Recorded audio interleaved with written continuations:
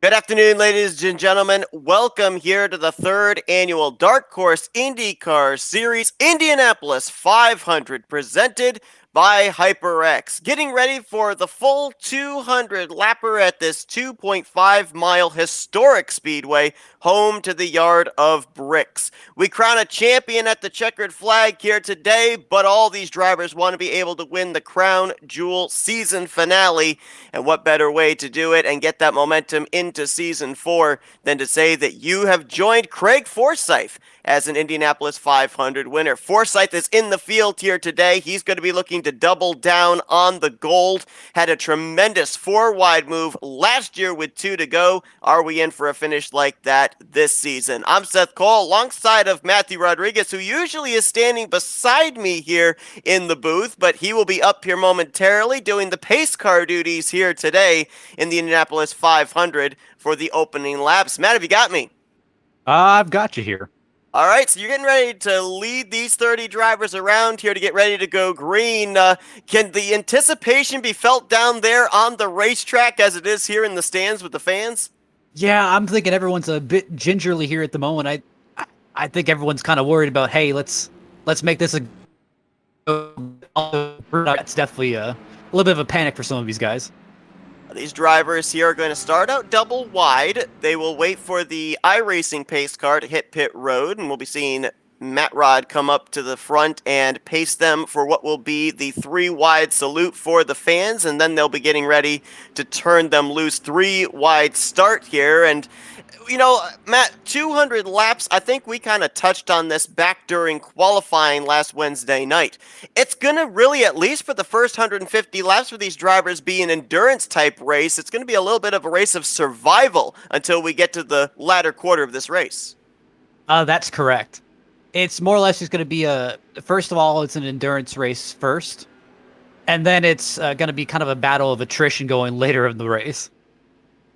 You'll notice up on the top left of your screen, 203 laps scheduled. Those extra 3 laps will be for pacing. It will be 200 laps in length. The starting lineup for today's race looks like this. Henry Bennett is going to line up on the pole position. He will have Craig Forsyth, last year's winner here at Indianapolis, to his outside in the middle row, or middle line, I should say, of row 1. And then Eric Peterson will be on the top side of row 1, rolling off from third. Row 2 will look like this. Gail Brooks on the inside, Matt Wagner in the middle, and Charles Teed on the top. Teed, a former winner this season from Iowa. Wagner, a former winner at Auto Club. Cohen Evans will be on the inside of row 3. J.W. Miller in the middle line with Jim Herrick on the top side. Row 4 will find Rick Ravone on the inside. Covey Moore in the middle, and A.J. Hobson up on the top side.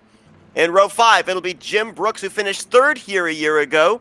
Paulo Hernandez will be in the middle line with Anders Arus on the top side. Row 6 finds Krista Nelson on the inside line. Middle line will be Corey Lane, and David Leclerc will be on the top side. Bronson Stafford carrying the FRN colors here tonight. He's going to be on the inside of row 7. James Watson in the middle of row 7, and on the top side will be Alex Coates.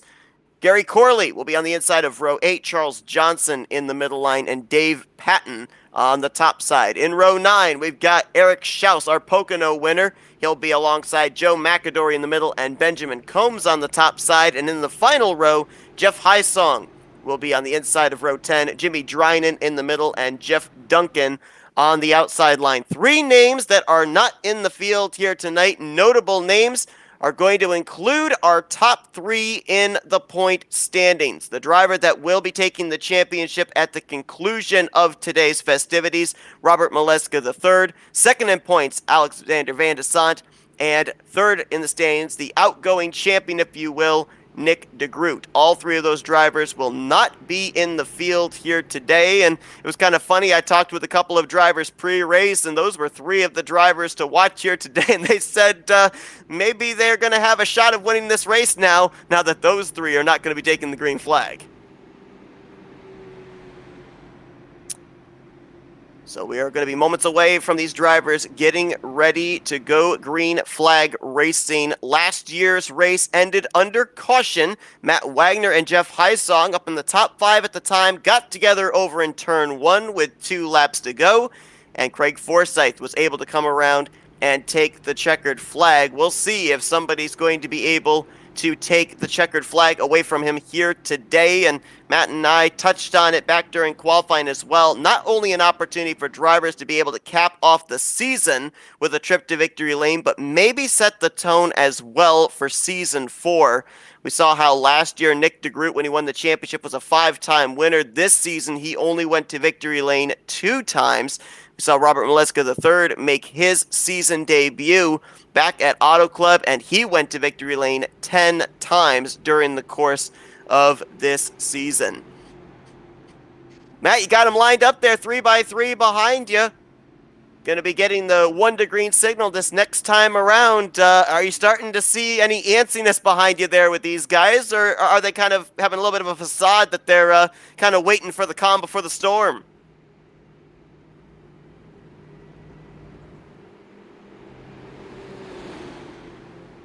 Looks like we're having a little bit of radio communications there, but Matt's going to be turning them loose in a lap or so. And we are definitely looking forward to this. Appreciate everybody that's tuning in here today, including live on ESTV here this afternoon. Glad that you're welcoming us into your living room as we're getting ready to bring you coverage of the Indianapolis 500 presented by HyperX. Number of drivers in the field here that we have seen during the course of the season, but there's a number of drivers that we have not seen at all. They're doing a one-off here today. Number of them starting up here inside of the top 10. Cohen Evans, J.W. Miller, Rick Ravon. These are drivers that we saw were very fast in qualifying, but it's an entirely different thing when you're out there for a 3-wide start with 29 other competitors around you. So we will be certainly looking to see who's going to try and make their way up to the front early on, who's going to be comfortable riding at the back. And we definitely saw pit road last season play just as much of a factor into the outcome of the race as the racing on track as itself. So pit road is definitely going to be an Achilles heel for some drivers here today. We'll see how they adapt during the course of this 200-lap race. This is going to be the longest track that we have been to in terms of a speedway, tied with Pocono. Eric Schaus was the winner of that race, and he's going to be starting deep in the field. Eric Schaus did not put down a lap time in qualifying Wednesday night, so subsequently he, along with Joe McAdory, Jeff Hysong, Benjamin Combs, Jimmy Drynan, and Jeffrey Duncan, they'll be starting at the rear of the field. Now, 2 drivers last season led 3/4 of the Indianapolis 500, and both of them are not in the field here today. Nick DeGroot and Alexander Van de Sant. DeGroot led 94 laps, and Van de Sant led 53 laps. A handful of drivers led laps here and there. Craig Forsyth actually only led 4 laps, and those 2 that he led, the most important 2, the final 2, got him to victory lane. Henry Bennett, on point, would have been scheduled to roll off from the middle of row 1, but due to the fact that Maleska III is not in the field, he will be the one to lead us to green. Henry Bennett, of course, the one that puts together the setups that these drivers run week after week during the course of this 3rd season of the Dark Horse IndyCar Series. And so we know he's going to have a very fast machine. Can he keep it out in front? We're going to have to wait and find out. All right, folks, it's getting time to be able to turn these drivers loose here at Indianapolis Motor Speedway. Matthew Rodriguez going to make the left-hand turn down pit road. He'll be joining me up here in the booth momentarily. It's a privilege to be able to call this race for all of you, as the field is now in the hands of Henry Bennett. He leads us down in the 3rd annual Dark Horse IndyCar Series. Indianapolis 500 is green.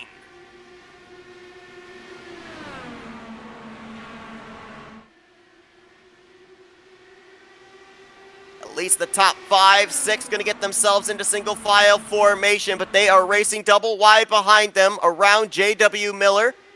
Now he gets single file with Rick Ravon, Jim Herrick and company. Side-by-side battle now is going to be back around the 11th position. That's where you're going to find David Leclerc, Hunter Andrews, Jim Brooks, Now they get themselves settled out as Craig Forsyth powered around Henry Bennett. He led the last lap here 1 year ago. He wants to lead the first lap, but Henry Bennett says no. He'll lead the first lap by half a car length into turn 1. Peterson slotted in third in that 1996 Buddy Lazier livery. A lot of drivers here today running the IR18 as opposed to the DW12 they ran during the course of this entire season. So a lot of them at this historic racetrack out there with historical paint schemes as Forsyth now goes back to the point. Wagner slotted in fourth. Gail Brooks right now in the 5th position as the top two open up a little bit of daylight, about 2.5, 3 car lengths back to Eric Peterson. Bennett back to the inside of Craig Forsyth. Bennett has led the first 2 laps. He has done it by half a car length over Craig Forsyth, been able to make that move out of turn 4. The Forsyth utilizing the run on the back straightaway. Bennett utilizing the draft and the slip shot off of turn 4. Has been able to get Forsyth at the start-finish line the last 2 times. Notice a lot of hesitation out of these drivers. It doesn't seem like most of them want to go too wide just yet, just trying to conserve their tires, conserve their stuff. That's going to be something we'll be talking about during the course of the day as well. We talked a lot about it in qualifying Wednesday night, Matt, about the fact that that right front tire heat is going to kick in. These drivers, the longer the run goes on, the car is going to get tight. And Indianapolis doesn't have a whole lot of banking in the corners for these drivers to be able to lean on. Well, the good news is when the car does get tight, the drivers have in-car controls they can use to kind of modify and make their car a little bit more drivable. They can easily modify the front anti-roll bar, the rear anti-roll bar, and the weight jack and try and make that car turn a lot better. And we saw that drivers utilized those drivers' aids, if you will, during qualifying, and a couple of drivers actually over-adjusted. We saw a couple of spins and a couple of wrecks during pole day qualifying a couple of days ago. So you got to wonder if they learned anything during those qualifying sessions to make sure that they don't over-adjust here, because the last thing you want to do is have to use the one faster pair granted to you only 10 laps into this race. You got to remember, you just got to be a little bit conservative. But obviously, if you're starting back in the field, you have to start working your way up at some point. Now, you have to decide whether you want to make that up very quickly by trying to make a mad dash to the front early in the race when everyone's close together, or if you want to try and slowly claw your way up by cautions, maybe pit stops, something different. We documented last season's Indianapolis 500 how really drivers that started at the front of the field finished up at the front of the field. The Craig Forsyth, who won that event, started from the 4th position. Nick DeGroot, who's finished second, started second, and Jim Brooks, who finished third, started 7th. It looks like right now, for at least these guys up here at the front, kind of minding their P's and Q's, staying single file, but it put a lot of emphasis on drivers. Oh, I think we have a driver in trouble. Caution is out. Corey Lane in the 10. Wreck out of 1. Oh, looks like Drynan just got hit. Corey Lane in the 10. Joe McAdory in the 4. Benjamin Combs in the 77. Look at how the suspension is killed on that car. The right front tire hanging on by a thread. It looks like Covey, actually. Covey may have kicked this one off. Just maybe pushed up a little bit in the corner, just got a little bit too much and made contact with the car outside, which was Anders. And once those two collided, they just kind of made a huge pile. It looks like David Leclerc is also involved. Anders Arus on pit road. You saw the 15 of Covey Moore trying to limp it back to pit lane. We're going to take a look here at what happened into turn 1. Green car on the top side is a ruse. That car that just snapped loose. The black car on the inside line was Covey Moore. And a short straight here between turns 1 and 2. A lot of speed and a lot of drivers not able to avoid in time. I see the biggest heartbreak out of this situation has to be Corey Lane. Corey Lane actually slowed down from his entire accident, but actually got hit from behind by, it looks like, someone who just didn't understand what was happening in front of him. Jeffrey Duncan. He just couldn't slow down in time, ran right in the back of Corey Lane. That's one fast pair used almost instantly. You see him coming to a stop. And, oh yeah, Jeffrey Duncan almost ran into another car there as he darted to the inside, then came back up the track and got Corey Lane in the back. See, that's the problem. five, 6 drivers I think we've totaled up there that were involved. Also include David Leclerc. I think you mentioned him. there's just not enough places to go on this track. So easily, I can understand how he could run into the back of him because he was trying to avoid another car, trying to make sure he didn't hit the car in the bottom lane, but he came right back up the track and noticed him stopped in the middle of the track. So it kind of makes sense. On board with David Leclerc, this gives you an idea at over 200 miles per hour just how little reaction time there is when drivers up ahead of you are going 50 to 60 miles per hour slower.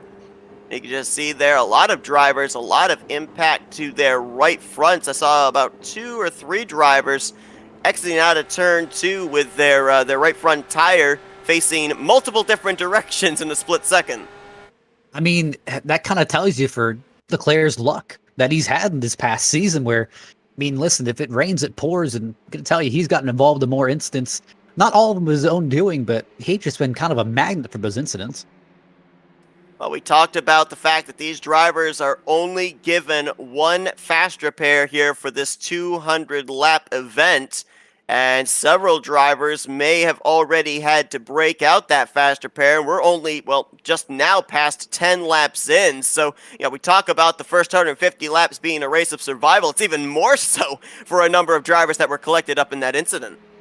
And you got to think, I mean, how much does this rattle your nerves early in the race that, hey, man, lap 9, you're using your first fast repair, and you're looking at the kind of the race ahead, and you're saying, oh, I've got 190 laps left.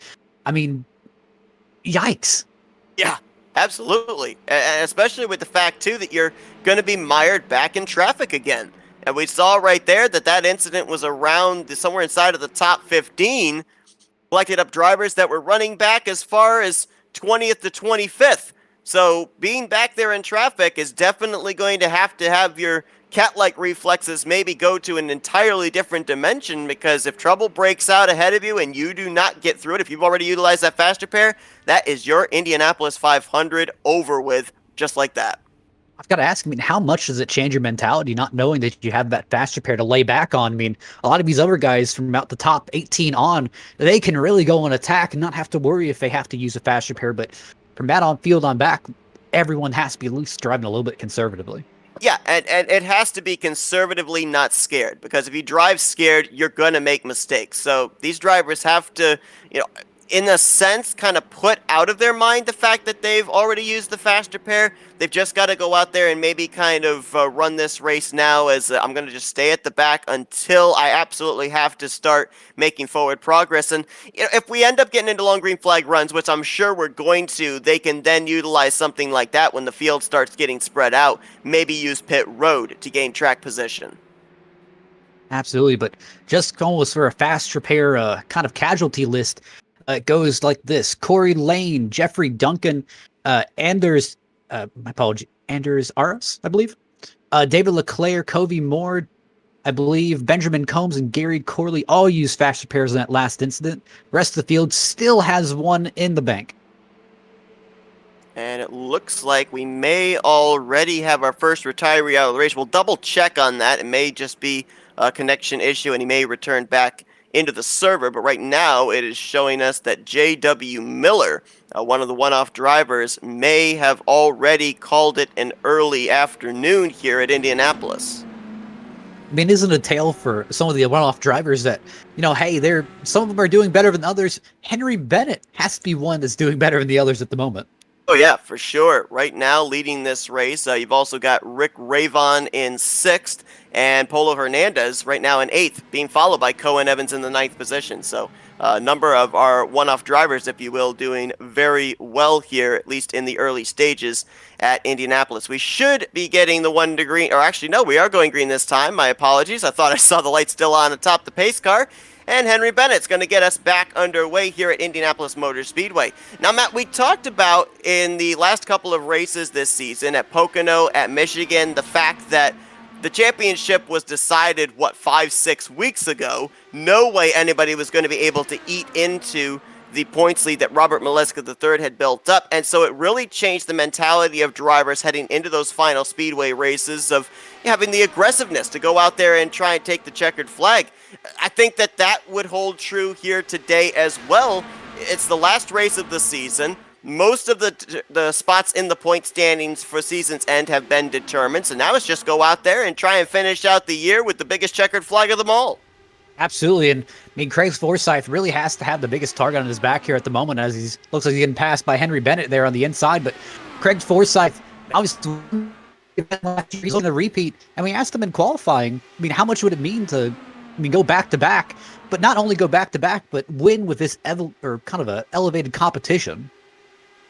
And it sounded like when we talked with him Wednesday night as well that he was coming into this race with a lot of confidence. He said that, he had a struggling year, up and down season, good runs here and there, number of DNFs here and there, but he felt that Indianapolis, that he could possibly be able to replicate what he did 1 year ago. And I'm trying to remember back. I think that last year when he made that 4-wide move, it was the only time that entire race that drivers had the guts, had the daring to make it 4 wide on the front straightaway, and it ends up turning out to be the race-winning move.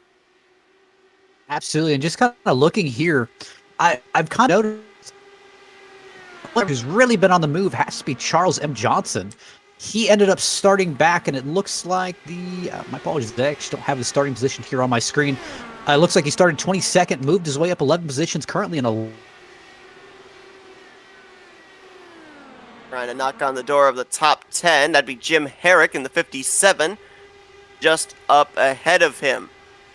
The driver that's actually been working his way up through the field has been the 61 of Bronson Stafford. He's now up to the 14th position, about to take that spot away from James Watson in the 39. So we're starting to see some drivers moving up as well. About Eric Schaus, our Pocono winner. We know he's good at the long speedways. Ended up taking the victory at another 2.5-mile track a couple of weeks ago, and he's been able to work his way up. Started this race from the 25th position, now up to 17th.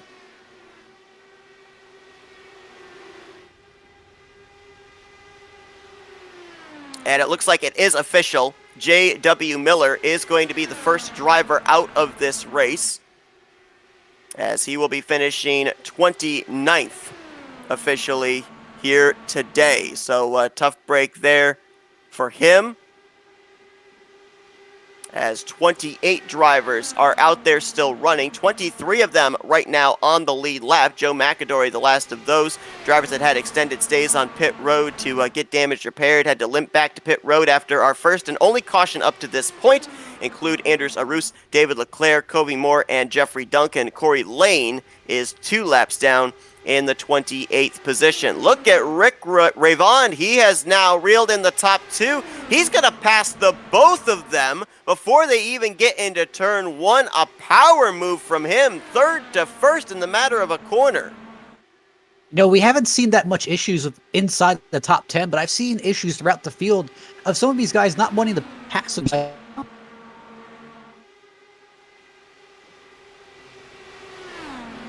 Eric Peterson and Polo Hernandez now in 4th and 5th, closing their way up onto the top 3. You got Charles Teed there as well. We've only had 2 winners this season that have gone to victory lane more than once. Both of them are not in the field here today. Robert Maleska III, 10 wins on the season. Nick DeGroot, 2 wins on the season. But you got a lot of former winners here from this year that are in the field. The highest of them, Charles Teed, our winner from Iowa. Matt Wagner running 8th, our winner from Auto Club. And then you got a couple of others back there in Eric Schaus, 16th place, as mentioned, our Pocono winner. It almost seems like everyone's playing a game of Snake throughout the field, just trying to get a little bit of a draft to make a move. But halfway through here has to be Polo Hernandez. He is just flying here as of recent. Now up inside of the top 5, running in the draft of Eric Peterson. Behind him, Charles Teed, Cohen Evans trying to work their way up there. And look at Hernandez using the outside line to get around Eric Peterson for that 4th position. Now, I'm not necessarily certain that that was more so utilizing the draft, more than the fact of Eric Peterson realizing, hey, you look like you're fast, you want to go to the front, I'm comfortable where I'm at, go on by me. Absolutely, and I've kind of noticed from about, I'd say 13th to 14th, there is about a 3-4 second gap between the field. Not exactly sure what happened here. Maybe a stack up on start? Yeah, could very well be. We saw this last year as well, where about the top 7 or 8 drivers on restarts would get away and open up a gap. As you pointed out, right now it's 13th back to 14th where this gap is. And right now they're battling for that 14th spot. Alec Coates to the inside of Bronson Stafford. Eric Schaus right there as well, third in this line. The driver that's the caboose on the front-running train would be Jim Brooks in the 51 machine, looking ahead to A.J. Hobson. Looking back to the field here, there's kind of 2x2 battles here and there, but really for the top 10, I've noticed they'll kind of pick a lap or two. They all want to battle side by side, but after that, everyone stays about single file for the next 5 laps and then does it all over again. Bright yellow machine is James Watson. He was side by side for a moment there with David Patton in the 38. Harry Corley back there. There's another driver making a move. I believe that is... Oh, yeah. Oh, no. Top lane is blocked, and several drivers are going to slide in. I think it might have been Jimmy Drynan. That was the car facing the wrong way. Correction. Charles Teed was the driver that was wrecked over there in turn 1. And he was up inside of the top 10. So this was another incident up towards the front. Oh, no. I think I know what happened. And it really looks like kind of a miscalculation almost. I think he may have gotten a little bit of assistance, actually, now that I look at it a little bit closer. But man, Jeffrey he had no Duncan, Jeffrey Duncan, Anders Arus, they were involved in this one. And I believe Jimmy Drynan did get a piece. Either that or he brought his speed way down to avoid the incident. Actually, look, we were really talking about Charles M. Johnson. He was almost kind of a cause of his incident. Looks like he wasn't expecting Teed to slow down that much entering the corner and just kind of drove right in the back of him. And as soon as that car got around for Teed, he could catch it, and yikes. It was Benjamin Combs was the driver that nailed Charles Teed, and I think it was Jeffrey Duncan. I'm trying to find, Duncan was the car that you saw shoot off to the right side of your screen. I think he hit the steel guardrails there off of turn number 1. Oh, he did? I just noticed that. Man, Duncan has not had a good race here. Watch this. Oh my goodness. I mean, that is heavy-duty impact, and it was kind of hard to tell if he might have actually hit some debris there that shot his car off to the left. Gonna go on board here with Benjamin Combs in the 77, see what he saw. He comes out of turn 1, and all of a sudden, there's the 5 machine facing 90 degrees the wrong way right in front of him. I'm really wondering why he pulled out, because, I mean, obviously, race control does call out cautions, but I'm just wondering, maybe he didn't think the caution was right there, or maybe the incident was right there, and just trying to give a little bit more room. Could very well have. It didn't look like there was a whole lot of lifting that went on there for the 77 machine. We're going to take another look here what happened to Charles Teed once more, and there you see the contact between himself and Charles Johnson. Here comes Benjamin Combs. Would you believe what I told you? After all that incident, Charles Teed managed to drive back to pit road. Wow.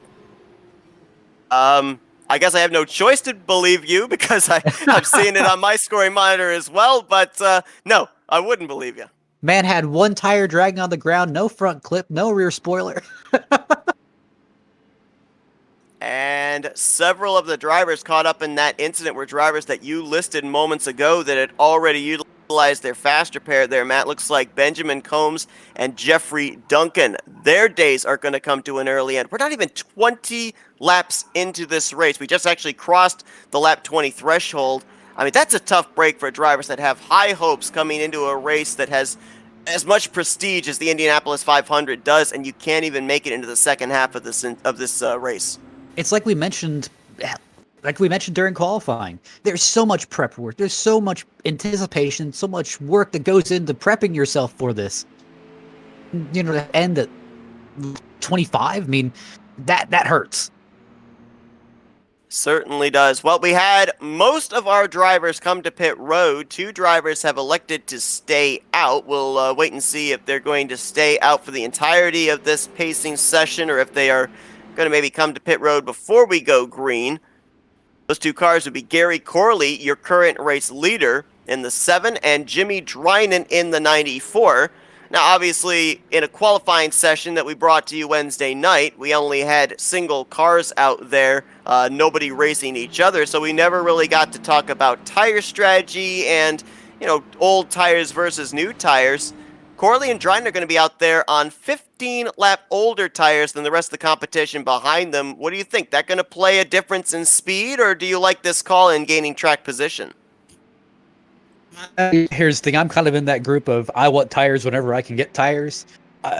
And personally, this race does have the potential to go long green flag runs. And honestly, I just want as much fuel as possible. I want as fresh tires as possible so I can go up there and battle.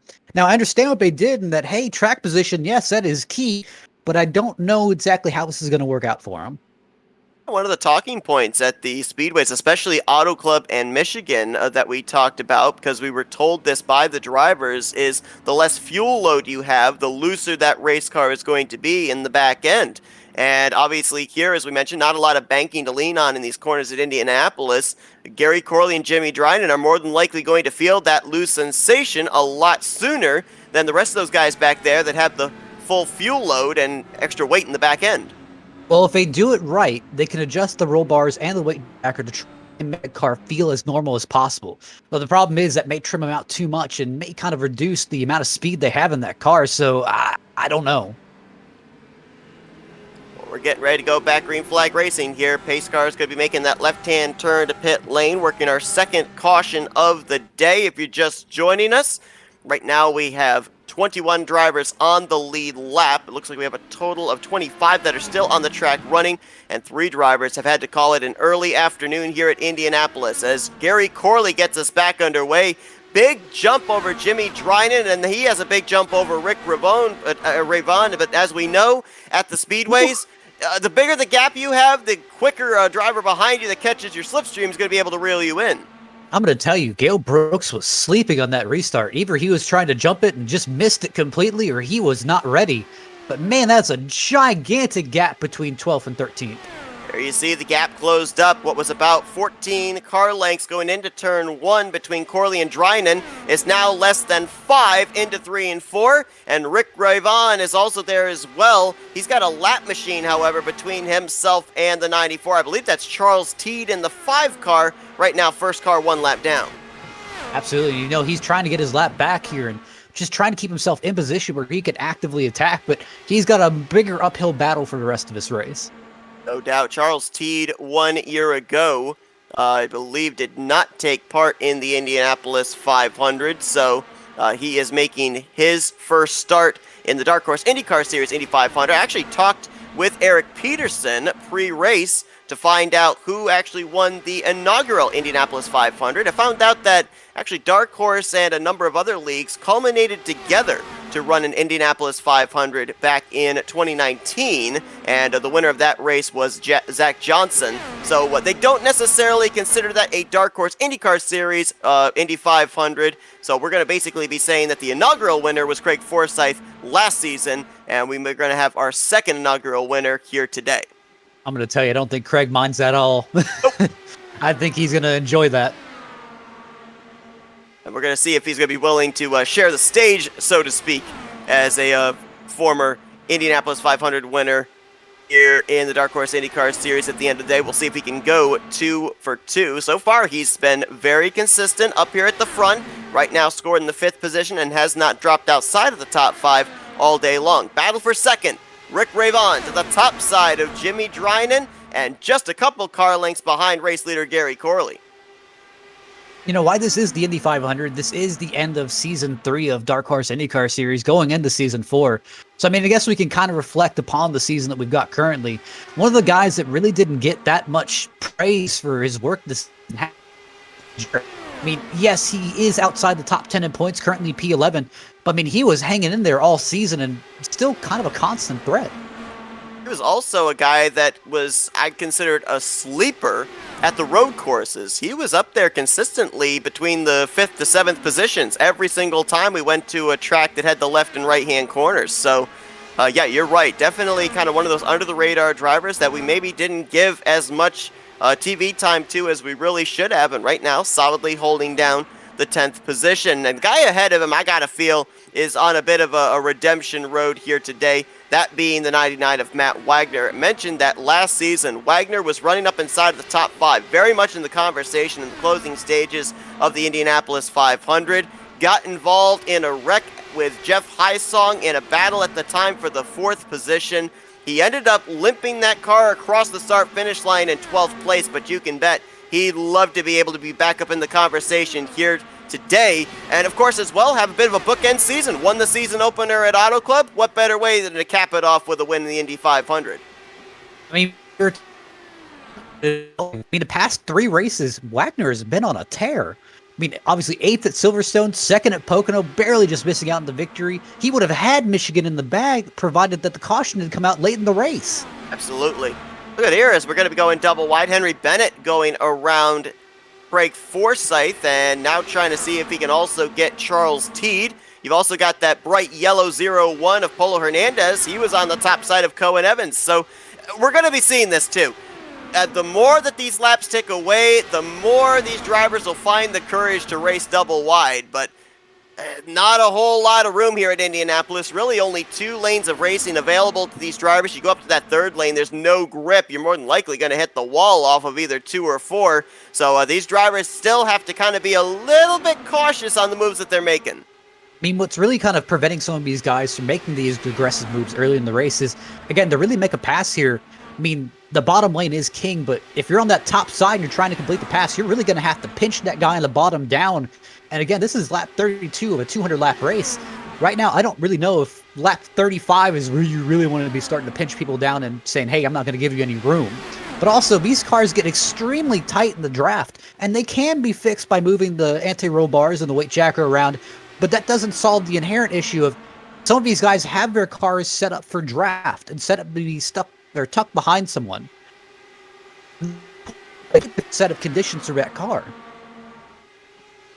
Henry Bennett, we saw kind of fade back a little bit there. I think he was trapped, and that's kind of an interesting thing to say on the shorter way around the racetrack. Kind of trapped on the inside line there and decided to back off. He allowed Craig Forsyth and Polo Hernandez to pass him, now sliding into the 6th position. I think we can kind of say the strategy worked out for Gary Corley and Jimmy Drynan, still up here in the draft in 2nd and 3rd. So apparently having 15-lap older tires really doesn't hurt you in terms of speed, and you can bet that drivers are taking notice of that, putting that back in their mind for later on in this race, and we could end up seeing some late race shenanigans in terms of strategy because of what we're seeing here in the first 30 laps. I mean, Rick Raybon is actually someone I really got on my radar here. I mean, we kind of looking at other Indy 500s he's participated in. I mean, man is fast. And he's kind of one of those silent types that he does come up through the field, but I'm kind of interested to see him leading out this race here.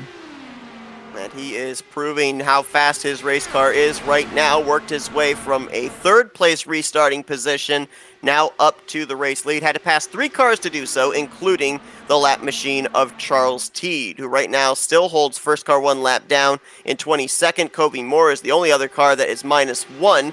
He currently runs in 23rd. And we can add another driver to the list that will not reach the conclusion of this Indianapolis 500. Looked really good in qualifying, very fast. But Anders Arus has called it an early race here at Indianapolis. He will finish 28th here today. I've noticed Charles Teed's kind of given up the fight here at the beginning or at the top of the field. I don't know if he's just trying to conserve his tires. He may have used up his stuff a little bit too much trying to get the lap back. Right now, slotted 7th car in line there. Or no, I'm sorry. Yep, actually 7th car in line back there. A bit of a gap between him and the 6th place machine of Henry Bennett and the 7th place car of Cohen Evans. Jimmy Drynan moving around a little bit there on the back straightaway as he's now got Polo Hernandez to his back bumper, looking for another spot up inside of the top 5. Just looking back here through the field, noticing Polo's really loving that high line, almost near the wall.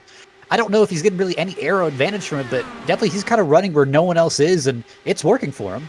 Yeah, he definitely is. There's no doubt about that. He has made a couple of passes in that second groove, and that's something that we didn't really see a whole lot of last year. It was really the inside line was the preferred lane to make a pass. Only later on in the race, when that second groove would get rubbered in, did we start to see it come to life and drivers actually migrate up there. As a matter of fact, if I'm not mistaken, when Forsyth made his four-wide move last season, he actually got the run, got the momentum to make that move using the top side through 3 and 4 the lap previous. So that gives you an idea of just how late it was where that second groove started to actually come into play, but it is definitely working for Hernandez in the early stages of this one. And Forsyth's making that attack on the bottom, but I kind of see a little bit of risk versus reward using that top side. At least a good run out of it, where if you have someone even below you just push up just a little bit, they can just tag your left rear and send you right around. Yeah, and we saw that happen in the first caution of the day when we ended up seeing Covey Moore get loose.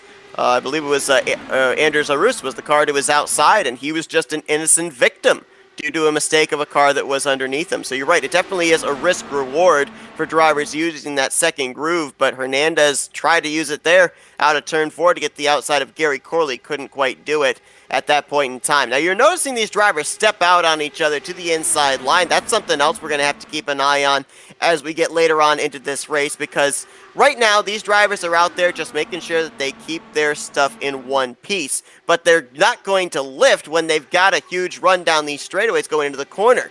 But one thing that they're going to be doing here in the early stages is making the move to the inside, letting the driver know, hey, I'm going to be trying to make this pass down into turn 1 or over into turn 3, and they're going to make that move either just before or just at the start-finish line or midway down the back straightaway. That way you don't catch the driver you're passing by surprise, they don't come down into the lane you're in, and the two of you make contact and end up having your cars wrecked into the following corner. I guarantee you we get later on into this race and into the final 10 laps of this race, these drivers are going to utilize the late move into the corner to try and catch their opponent by surprise. Honestly, I'm kind of looking at the track conditions right now, and realistically, the top side is going to be rubbered in by the end of this race, just looking at how many people are running the outside. So that's going to be really great in the corners to allow the runs. But I'm looking at the track temp here, and track temp honestly looks really great. Very racy. 103 degrees, a little bit of cloud cover. We saw a little bit of cloud cover over in 3 and 4 when you were leading these guys around under pacing. Now, obviously, with the little bit of clouds we have here, if they do cover the sun for a brief moment, it won't be for long, so I don't necessarily think that that's going to play that much of a factor into cooling the track conditions down enough for these drivers to find added grip. Absolutely, and I'm just kind of, I don't know if grip is more the issue here at the moment, but there's definitely track limits that you don't want to put your tires at. The main part is when you're going down into any of these corners, you've got that white line there. And if you're coming from more of a stock carish background with the NASCAR Cup cars or anything of that variety, you're used to really putting your tires as close to that white plastic piece on the bottom of the track as possible, right below the white line. With the IndyCars, it's a different mentality. If you put the tire down there, you'll really start to lose grip, and that's when we'll see the back end really starting to come around on some of these cars. Mentioned about the drivers that are out of the race at this point in time: Benjamin Combs, Jeffrey Duncan, Anders Arus, and J.W. Miller. Tough break there for Jeffrey Duncan. Back-to-back seasons that he has finished down at the bottom of the finishing results. Last year, out of 24 drivers, he finished 22nd. And this season, out of 29 drivers, he finishes in the 27th position. Also a tough break there for Benjamin Combs. I was kind of looking due to the fact that we didn't have Nick DeGroot, Alex Van de Sant, or our eventual champion, Robert Maleska, third in the field here today, and was kind of looking at some of the drivers to watch outside of our defending winner, Craig Forsyth. And Benjamin Combs was a name that kind of jumped out at me.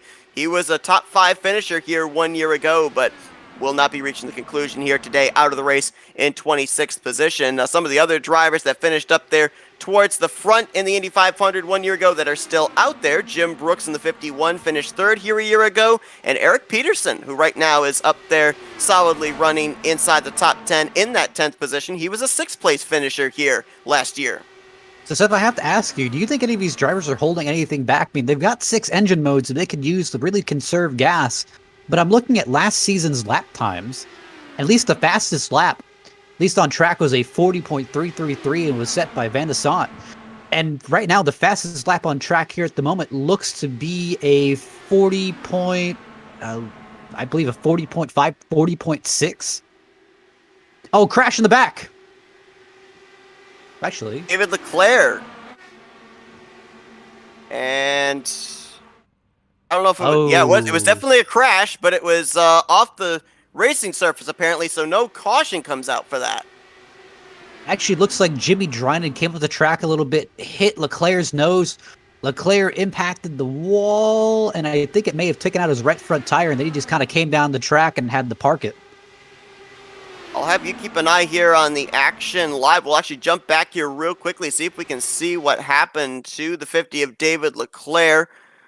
Boy, talk about a driver that seems to always be up there in the conversation at the speedways here this season and can never seem to be able to close it out. Yep, there you see, he gets forced up into the wall. Remember, Dryden was on those older tires, so I have to wonder if it got his car tight on entry, and then David Leclerc noses it into the inside wall, and that more than likely is going to be his day done. What a tough break there for a guy that, as I mentioned, always seems to be one of the faster cars when we come to a speedway configuration, and just like that, about 40 laps in, he is done in the Indy 500. And that hurts. That definitely hurts. Where, listen, you've already used up your fast repair. You've got nothing left, and there's no conceivable chance of you getting out within a reasonable time to actually, not be. In these Indy cars, I mean, there is a point where there's just too much damage on these cars. They will not fix it, and I think that's the point that David Leclerc was at. Leclerc will finish 25th here today. As you saw, Gary Corley coming down pit lane. He was a driver like Jimmy Dryden that stayed out under the last caution, and now he's beginning the cycle of pit stops as Jimmy Dryden in the 94 is headed to pit lane as well. I noticed that Corley a couple of laps ago was really pushing up in the corners. So while you are able to gain track position and maintain it for a time, the longer the run goes on, we definitely are getting to see that those older tires are inhibiting your ability to be able to turn the car going into the turns. I just saw them kind of use Gary Corley as almost a pick there. That's kind of going to be dangerous when it comes. Again, Corley ended up pitting almost from the lead, right down pit road, came out right with the leaders. So that's going to be kind of a stack up later in the race. And this, of course, as well, we know that with the speeds these drivers carry of over 210 miles per hour, topping out around 225, 230, depending on where you are positioned in a draft line. When you come to pit road, doesn't matter if you're the race leader or back in the 20th position, you're more than likely going to lose a lap. Normally, when stock cars come here to Indianapolis, the track is big enough that if you're up inside of the top 5, top 10, you can come down pit road, you can take yourself a 4-tire pit stop, come out, and still be on the lead lap. But those drivers don't reach the speeds that these IndyCars do. Absolutely. Just kind of looking back through the field here. One guy I've kind of noticed, and again, I'm a little bit biased here. One guy I've kind of noticed started working up his way up through the field has to be Bronson Stafford, the 61. Finally broke the top 10 barrier. And Eric Peterson right behind him. He's finally in the top. He's currently in the top 10. And looking back to Jim Brooks, third place finisher 1 year ago. Eric Schaus in that 72. Slowly, methodically has been working his way up to the front. And, you and I, one thing that we mentioned at the close of the broadcast Wednesday night after the qualifying session was drivers were going to have to approach today's Indianapolis 500 as an endurance race. And as an endurance race, you don't aggressively make moves to get your way up to the front. You have to do it in a very patient and methodical way, and that's what Eric Schaus is doing. Started towards the rear of the field since he did not lay down a qualifying lap during the midway portion of this week, and he's been able to make his way up to 12th place, knocking on the door of a top 10. I mean, they just got to make sure, because again, it could come down to the late part of the race where it's, hey, lap 180 of 200, and you're feeling that urge of, I gotta go. But no, you still have to kind of keep that patient approach, because again, it likely will get you up there, just maybe not be as fast as you want. Cohen Evans right now in the 5th position, making his way around Charles Teed, and tried to get around the fresher tires of Gary Corley, another lap car, but was unsuccessful. That was a little close there in turn 1 as Teed pushed up the track a tiny bit close to the left rear tire of the 17. CT here at the moment is really just kind of a damage control mode of, all right, he knows he's in a bad situation here, but obviously he's going for something to really kind of, or maybe just pit strategy to kind of come play into his hand. Greg Forsythe under fire. I noticed that Polo Hernandez kept looking on driver's right the last couple of laps, trying to set the 27 up for a pass to get up inside of the podium position. Henry Bennett got around Forsythe a couple of laps ago, and he is now on the back bumper of race leader Rick Ravon. And I just saw a collision between Forsythe and Hernandez, and that really shows you the dangerous kind of parts of that line, is that Forsythe almost looked like here. Well, as mentioned, our champion here today is not in the field, but want to give a congratulations to Robert Maleska III on what's been an unbelievable season. 10 trips to victory lane, 14 top 5s, 15 top 10s. Every race that he was in, he finished up inside of the top 10. I think the only race where he did not finish up inside of the top 5 was back at Phoenix, which was really kind of the only chink in his armor here this season. But at the end of the day, he will be crowned the champion. We're waiting to see who's going to be the Season 3 Indy 500 winner. And of course, as well, also congratulations to Twisted Trojan Motorsports. They're going to be wrapping up the team championship here today. Absolutely. Just actually, drivers down here now. Rick Ravon from the lead is going to hit pit lane. Another driver is headed for pit road. That is going to be Alex Coates and James Watson on pit lane. So the green flag pit stops for the first time today have begun, 30 laps into this stint. Well, here's the big question. Obviously, you're trying to push as much as you can on the pit lane, but you've got to take a little bit of care because there's a few bumps on the entrance of pit road, a few bumps on the rear of pit road exiting. So, and then also there is that pit speed limit that you have to adhere to. Any of those drivers just really going to push the limits? I don't really know. I don't think at least early on they will. I guarantee you if we get down towards the end of this race and we get to what we kind of dub the money stop, oh yeah, they're going to push the limits because, again, there's no championship on the line. There's a couple more drivers ducking for pit lane. I believe that was a couple of lap cars, Charles Johnson and Corey Lane. But, yeah, there's no championship on the line. The only thing that's on the line here is a checkered flag and an opportunity to be able to kiss the yard of bricks at race end. So, yeah, force the issue. See if it works out. If it doesn't, at least you can say you gave it 110% in the attempt. And I just heard that Polo Hernandez is going to be pitting in this time. Now, that brings us into another thing where you want to pit with your group. You want to pit with at least a little bit of cars around you because, again, you're going to want that draft a little bit. You're going to want some aid when you're getting off pit lane.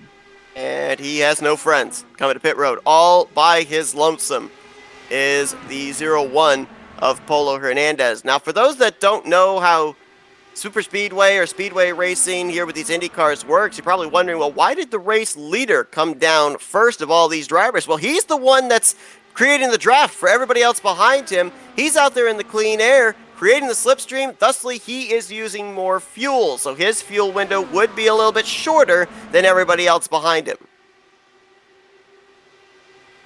Absolutely. You have to look at the undercut. Cars are very strong, so undercutting could really at least improve your position in this race.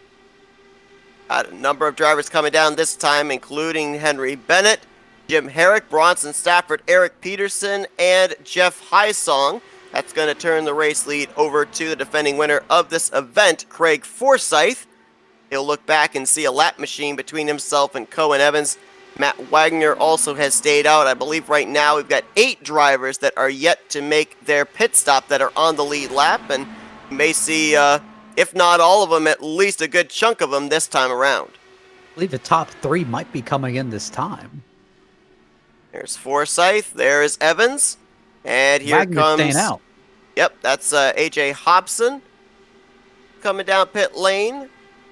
Gail Brooks, I believe, stayed out, as did Jim Brooks. Eric Schaus is on pit lane, as well as David Patton. So that really kind of puts the next driver that's on the track as Polo Hernandez. So it's starting to cycle back around where some of these drivers will be able to see if they've gained or lost anything on this pit stop. looks like we're going to be able to gauge the fuel window for these guys somewhere between 30 to 34 laps. As Matt Wagner, coming off of turn 4 here, will be completing his 34th circuit. Like he might be having some connection problems there in the 99, and he has not reappeared yet, as now Jim and Gail Brooks will hit pit lane, and this should complete the cycle. I've been starting to look around here. I've been seeing some of these pit stops be around 10 seconds, which is much, much higher than the league average that we've had. But with different setup here, it's going to be a little bit of extended amount of time on pit lane, which some of these drivers are really going to have to think about and kind of plan their pit stops around. And Matt Wagner has returned back into the server. We saw he was having those connection issues, but I believe he may have reappeared after crossing the start-finish line, which means that iRacing did not read that lap he completed. It now has him scored 1 lap down in the 22nd position. Absolutely. I think he also might be serving a black flag. I don't know if iRacing read his entrance on the pit road, so I believe it may have given him a black flag as well. How's where you're going to start to see the field break apart into little groups. Right here, you're looking at the battle for the lead. What was about 6-7 drivers before the pit stops began is now only 3 drivers. Henry Bennett, Polo Hernandez, and there you see Rick Ravon in the 2 in the 3rd position. They've got over 2 seconds back to a 2-car tandem, if you will, of Craig Forsyth and Cohen Evans, who complete out your top 5. I'm telling you, a guy who's really kind of subscribed to this slow and steady theory has to be AJ Hobson. He has been just sneaking his way through here the entire race, and he's just managed to get himself up into the 6th position, trying to hunt down 5th. Hobson only led 1 lap last season in the Indy 500, but he brought it home in the 10th position.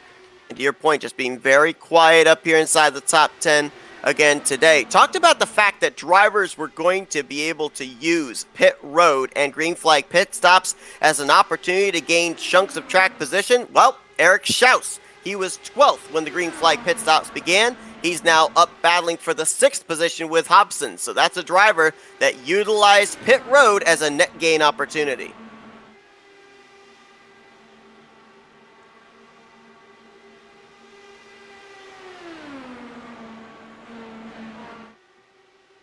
Changed here between Henry Bennett and Polo Hernandez. Rick Ravon seems pretty content to kind of ride in the 3rd position. Then you got the lap machine there of Matt Wagner, and he's actually being the one to help get Craig Forsyth and Cohen Evans possibly up into this battle, which would be a 5-way battle for the race lead. We are now 59 laps into this race. Again, the 3 laps that were added on to the 200 were for the pacing laps here today. So we are running to the conclusion of this race. Lap 203 will be the checkered flag. So right now, 59 laps completed, giving us a total of 141 laps to go. We're going to step aside for a quick commercial break as Polo Hernandez shows the way here in the 3rd annual Dark Horse IndyCar Series Indianapolis 500 presented by HyperX. Green flag pit stops for the first time today have been completed, and we will be back in just a moment. You're not going to miss a thing. We're going to go FRN side by side here at Indy. Welcome, race fans. This is Paul Page, the voice of IndyCars.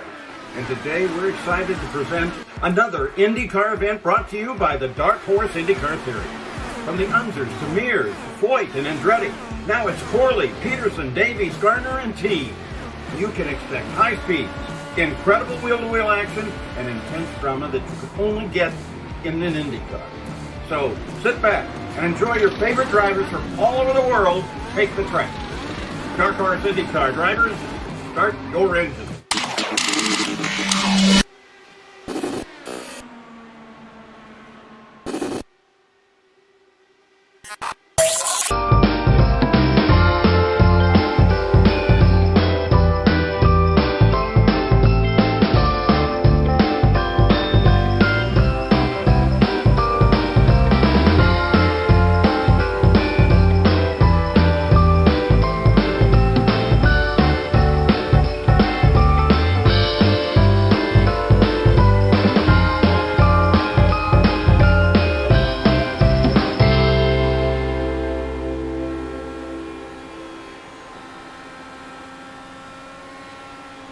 Welcome, race fans. This is Paul Page, the voice of IndyCar.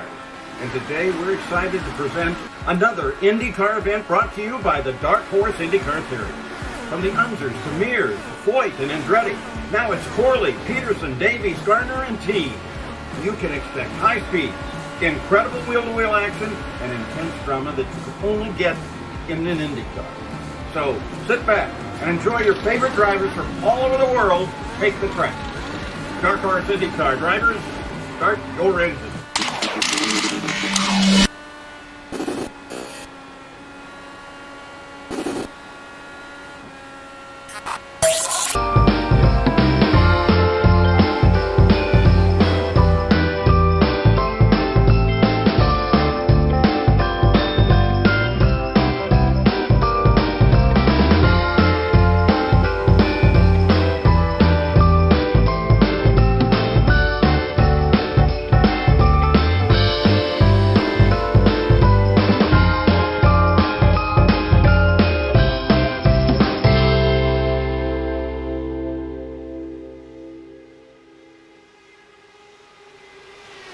Welcome, race fans. This is Paul Page, the voice of IndyCars. And today we're excited to present another IndyCar event brought to you by the Dark Horse IndyCar Series. From the Unzers to Mears, Foyt, and Andretti, now it's Corley, Peterson, Davies, Gardner, and Team. You can expect high speeds, incredible wheel-to-wheel action, and intense drama that you can only get in an IndyCar. So sit back and enjoy your favorite drivers from all over the world take the track. Dark Horse IndyCar drivers, start your engine.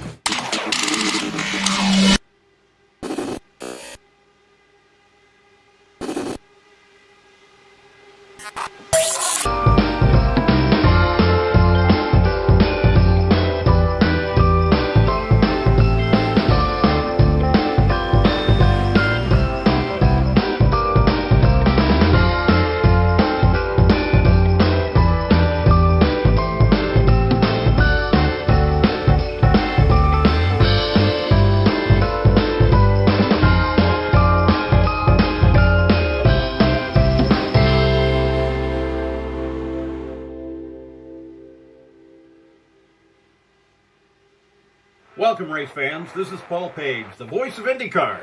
And today we're excited to present another IndyCar event brought to you by the Dark Horse IndyCar Series. From the Unzers to Mears, Foyt, and Andretti, now it's Corley, Peterson, Davies, Gardner, and Team. You can expect high speeds, incredible wheel-to-wheel action, and intense drama that you can only get in an IndyCar. So sit back and enjoy your favorite drivers from all over the world. We welcome you back here to live action in the third annual Dark Horse IndyCar Series Indianapolis 500 at Indianapolis Motor Speedway. We are 135 laps away from the conclusion. These drivers have got themselves spaced out quite a bit after we just had our completion of our first round of green flag pit stops. Polo Hernandez leading Rick Ravon, Henry Bennett, Craig Forsyth, and Cohen Evans. Got a group up there of 5 drivers that are on the lead lap, 2 drivers that are off the lead lap, including Matt Wagner and Charles Teed. Then you drop back here, and it's an even bigger group battling for 6th place on back to around the 14th position. AJ Hobson, Bronson Stafford right now trying to figure out who's going to lead that second train. So we've already established here, Matt, that it's about 30 to 34 laps these drivers can make on a tank of fuel, and according to right now, we're already halfway through the next stint. And that's the thing where I'm kind of looking at this here, and I don't really know if it's an advantage to be the leader. I think that's maybe why Rick Ravon actually kind of dropped back and let Polo Hernandez pass him, since, I mean, realistically, I don't really want to be the leader here and waste my gas. I'd rather just stay in second place and just take all the benefits from it. Yeah, Rick Ravon right now in that second position was one of the first to pit road. So if he's able to kind of stay in line here, maybe be able to save just a little bit extra fuel here on this run, it might even him out with the rest of the drivers that all came to pit road anywhere from 1 to 3 laps after he did. Now, we saw during the commercial break that Polo Hernandez was having a bit of connection problems on the front straightaway, had to move to driver's left. Everybody gave him the opportunity to be able to get that settled out. He did indeed, and now is back out in front. One driver that did not get that benefit, though, during those green flag pit stops is Matt Wagner. He's up in this lead group, first car 1 lap down, but in the 20th position. So now if you're Matt Wagner, who was up there inside of the top 10 on the lead lap, what is the strategy from here on out? Because there's no guarantee that there's going to be a caution that'll come out between now and the conclusion of this race. If last year's anything to go by, there will be one if we're following the trends. But, I mean, is there a way that you can gain that lap back here in these final 130 laps under green flag conditions? To be honest, the best thing for you to really do is just keep going, keep driving to the end of the race. Because again, there's no telling if the last 50 laps are going to be caution filled. Where, listen, last 50 laps are caution filled. You can easily get your lap back there, kind of make your way back into the lead lap and start fighting your way up the field. But I think it's a little bit too early to start saying, I'm going to throw in the towel a little bit. I think just keep at it, and you will eventually get your lap back. Just joining us here, 130 laps left to go at Indianapolis Motor Speedway. 24 drivers currently still in this race, 19 of them on the lead lap, and 6 drivers, actually correct shot, it's 5 drivers back in the garage area. They're all chasing the 0-1 of Polo Hernandez. And we talked about the mentality of drivers that have taken every green flag this season. Based on the fact that the championship's already decided, they can go out there and try and see if they can cap off the season with a trip to victory lane. It's the ultimate risk reward here in one of the biggest races of the season. But what about for some of these guys right now, like Hernandez, Rayvon, and Bennett? None of these drivers raced any of the previous races this season, so does their mentality and aggressiveness kind of go up a little bit higher than drivers that ran the full schedule? I mean, to be honest, it kind of changes here where, listen, some of these guys, they know most people in this room here, and they know how to race around them, they know how we're going to act, so on and so forth, but for some of the other drivers they don't know, that's where you kind of take a little bit of a step back, like, well, I don't know if I want to race him this aggressively. Why? Listen, if I know Bronson Stafford, I know I can run him all the way down the corner, and I have that trust that he's not going to pull up the track and turn me. Where, listen, anyone else in the field, I haven't raced with them, so I just don't know that. I'm not confident enough to run them that hard. And of course, we've talked about this during the course of the second half of the season, how next year, a lot of tracks that we've been to this season, they're coming back on the schedule. A lot of new tracks are actually going to be added to the schedule, and a lot of drivers, some of them, they'll say, they want to take and finish out the final race with a victory to carry that momentum into the following season. Other drivers say, a win in the season finale would be great, but then I just look towards next season as a clean slate. I'm just kind of looking here. It looks like the entire field's really gotten split in 3 packs, where it's really that first lead pack, the second pack that's currently headed off by AJ Hobson, and the third pack looks to be kind of spearheaded by the 14 of Charles Johnson. Oh, it looks like Gary Corley is coming down the pit road. Yeah, and this would be around the time that he would need to. Of course, he and Jimmy Drynan are completely off sequence from everybody else. And this would have been the 30th lap on his stint. We'll probably see the 94 of Drynan hitting pit lane within the next couple of laps as well. Let's take the opportunity here as these drivers are getting close to beginning their second round of pit stops, about 10 laps away. And let's talk with our in-race reporter here, Bronson Stafford. I know he's got his hands full right now, trying to hold off everybody behind him in this second group. But let's see what this race has been like for a driver in the cockpit here today so far. Go ahead. Hey, Bronson, it's Matt and Seth up here in the FRM booth. You got it? I got you. All right, so right now, running in the 7th position, you had to kind of slowly work your way up through the field. Sitting in a good spot here, closing on the next round of green flag pit stops. How's the car feeling? How has the racing been out there from the driver's standpoint of view? Pretty good, actually. The car feels all right. It's a little touchy in draft, a little bit of plow, but it's not too bad with adjustments and whatnot. Racing's been pretty good. It's been really clean. Guys are, kind of giving spots up and whatnot. Like, it's still early enough, so. So I've got to... My apologies. I've got to ask, what's been the biggest difficulty that you've really been kind of encountering here thus far with this car? I don't know. Probably trying to manage the gaps a little bit. If you're too close to someone entering a corner, it just plows so much worse than if you just let off early and let it kind of just coast through a little bit kind of deal. So it's just kind of figuring out the sweet spot as the tires wear more and more. I'll play your spotter, Carlo. Clear.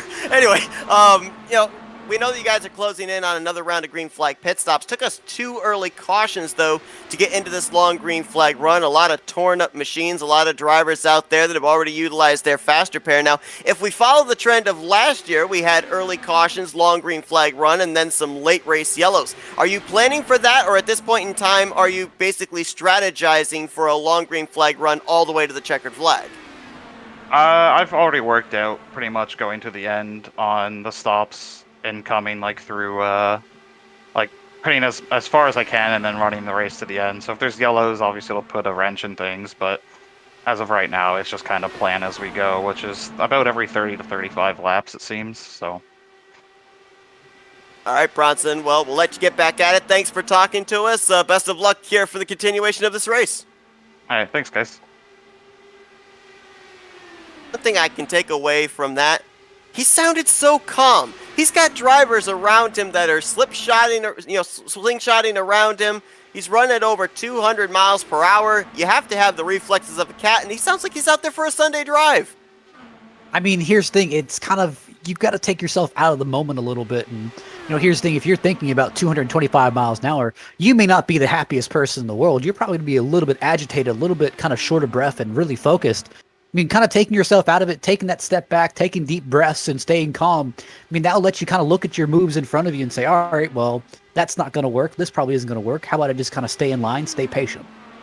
All right, what's going on here? Because there's now about a 5 car length gap from Polo Hernandez back to Rick Ravon. I mean, he was up there on the back bumper, and obviously we can assume he was trying to save fuel, but now he's opened up a lot of daylight, backed up to Henry Bennett. Is this just a case of that the 0-1 isn't saving any fuel and that this 2 car is ultra saving right now? Or is it that the 007 is reeling the 2 car back to him? It's kind of an interesting formation with this lead group. I think maybe he may have turned his engine down just a little bit, trying to save just a touch more fuel. So I'm kind of confused, but I can see the strategy here, or maybe just Henry Bennett's really fast. Right now, you've got the top 3 separated by a lap machine. Back to 4th place, Craig Forsyth. And we've talked about the up and down season that Forsyth has had. Right now, finds himself 9th in the point standings coming into this race. 4 top 5s and 9 top 10s. The defending winner of this Indianapolis 500. And right now running better than a number of other drivers ahead of him in the point standings, like Kobe Moore and Matt Wagner, Charles Teed. Wagner and Teed right now trapped a lap down. So we mentioned the fact that championship is decided. There are a couple of battles right now for drivers trying to finish the best they possibly can here in the point standings at season's end, and we'll cover those in just a moment as Polo Hernandez has hit pit lane, so officially the second round of green flag pit stops have begun. That's going to be the big decider of these pit stops. Again, kind of getting that jump on the others does allow you to get a little bit of an undercut. Just the question is, how strong is the undercut here? And then again, how fast can you get down pit lane and get to your pit stall, get your stop done, and get out faster than everyone else without getting that speeding penalty? Hernandez is down and away. Here comes Rick Ravon onto pit lane, so he was able to stretch it 1 lap further than the 0-1 was, but again, has to come down a little bit sooner than everybody else since he was one of the first on pit lane during the first cycle of green flag pit stops. That turns the race lead now over to the 007 of Henry Bennett. Craig Forsyth now slots into second, as we got a couple other drivers that have just hit pit lane as well. Alex Coates and James Watson. I believe that they were on pit road the same lap as Ravon was on the last stint. Now, Seth, am I seeing this correctly and seeing that Matt Wagner is right up there almost with the leaders? He is. Both he and Charles T. They are 1 lap down, but they have remained in this lead pack. So if you're Matt Wagner and you see that 007 dive to pit lane, you would love to see a caution, because then you would be able to have yourself scored on the lead lap in front of the eventual leader, Craig Forsyth, when we end up seeing Bennett head for his pit stall. So you talk about staying out there running all the laps. I think that also a key factor is that both Teed and Wagner have themselves in the same zip code as the race leader, so they could try and get up there and maybe race their way back onto the lead lap. That's one of the great, never say die mentalities. I mean, he is just hanging in there and at least trying to give himself a shot rather than saying, well, my race is done and kind of conceding defeat. So he's still staying in this. AJ Hobson was just on pit lane a lap ago. Bronson Stafford and Jeff Hysong going to hit pit lane this time from inside of the top 10. There's Hobson in the 63 coming back out onto the racetrack. Race leader is going to go around him, put him a lap down for the moment. Hobson will cycle back around on the lead lap when the remaining 10 drivers all head to pit lane. Realistically, kind of looking through the field at the moment, the only two drivers that I'm going to tell you, but really will have an uphill battle, at least trying to get back on the lead lap, has to be Corey Lane and Charles M. Johnson. Those are the only two that I really see having struggles getting back on the lead lap, but everyone else from 22nd all the way to, looks like P15, they all have a chance to get back in the lead lap. Of course, for Wagner and Teed, they're going to be having to come to pit lane still, so they will probably still be scored a lap down when everything cycles around. Everybody else right now that has scored one lap down your screen, they lost that lap coming to pit lane already in the last 2 or 3 laps, so they will more than likely cycle back on the same lap as the race leader. Is a little bit of a moment there with Cohen Evans trying to slot up in front of another driver, as here comes Henry Bennett to pit lane. He's coming down all by his lonesome. I mean, you mentioned about the fact of, like a super speedway race, wanting to come down pit road with friends, leave with friends, so that way your up-to-speed laps are going to be a lot faster with 3 or 4 cars than it would be all by your lonesome. But with that being said, you look at drivers that have come to pit lane by their lonesome, but like Rick Ravon, Polo Hernandez, and now Henry Bennett, they've still all come out together. Easily. And again, you got to have this little bit of coordination. That's why it's so great to kind of have a team here where you guys can coordinate and you can plan this. And honestly, when you plan it, you can make a pack of your own. And if you really kind of blitz them on pit strategy, you can just pull away from the rest of the field when everyone comes down.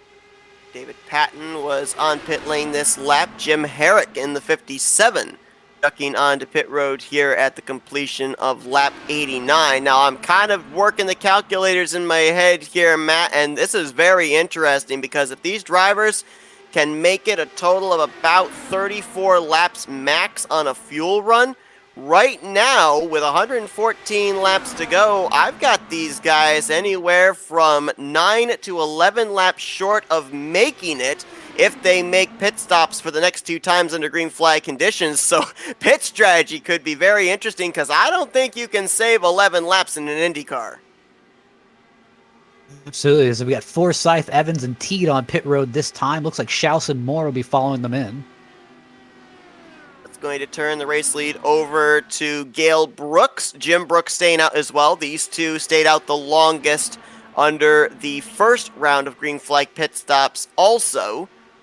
It's like Matt Wagner in the 99. We're still waiting on him to make his pit stop. That'll be in the next lap or so. Right now, he is scored in 10th place and on the lead lap, but he will be losing that lap again when he comes down pit lane. See if Gale Brooks and Jim Brooks stay out an extra lap. They could if they wanted to, and they will. They can go one more lap before they will have to come down to the attention of their crew. To be honest, if I was anyone who just got my lap back from kind of the race, I'd personally want to stay out as long as possible, run it empty, just so I can have that chance of, if there's a caution that's going to come out, at least I don't pit one lap early and a caution comes out that next lap and I regret my decision.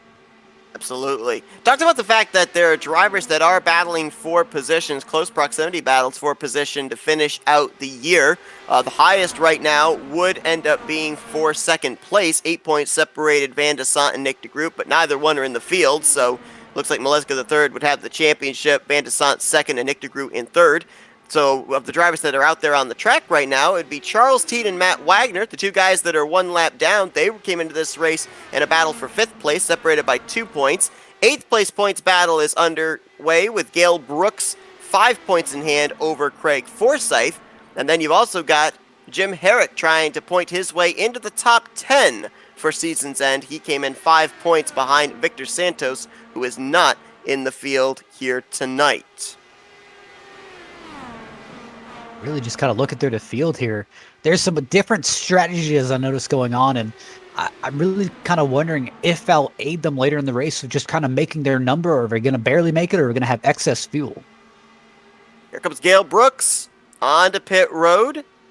This will complete the cycle of green flag pit stops. We saw Jim Brooks on pit lane the lap before. Race lead's going to turn back over to Ola Hernandez, or will it? Henry Bennett making a charge on the top side, couldn't quite get there, and it looks like what 5 or 6 drivers up in the lead group that were on the lead lap, it's now been whittled down to 4 with Hernandez, Bennett, Forsyth, and Rayvon. Now we can kind of settle back into this long run, and we saw how much this field has gotten spread out here. Looks like the third pack really kind of got broken up there, but I think they're going to reform with Gale Brooks here in a second.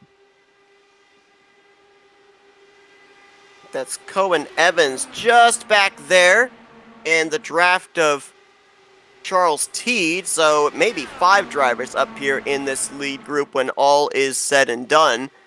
And then it's going to be a full 5.5, now 5.8 seconds back to Jeff Hysong, who leads AJ Hobson, Bronson Stafford, Eric Schaus, and Gale Brooks inside of that top 10. A couple of other drivers have latched onto this group as well. Jim Brooks in 11th, Eric Peterson in 12th, and Jim Herrick in 13th position. I've noticed back here on both pit stops, Jeff Hysong has had unusually long box times. Not exactly sure if he's getting damage repaired, but he has always had pretty much long pit stops in the majority of the field. And that last time around, he nearly had a 10-second pit stop. He has remained up inside of the top 10 pretty much all day long, and of course, much like Matt Wagner looking for some redemption from last season, Hysong was up inside of the top 10 in the final 5 laps of the race, and it was he and Wagner that got together in the closing stages that brought out the race-ending yellow. How about Craig Forsyth up here in this 3rd position? We keep talking about the fact he's the defending winner of this race, but you know, the old adage, in order to finish first, you must at least first finish.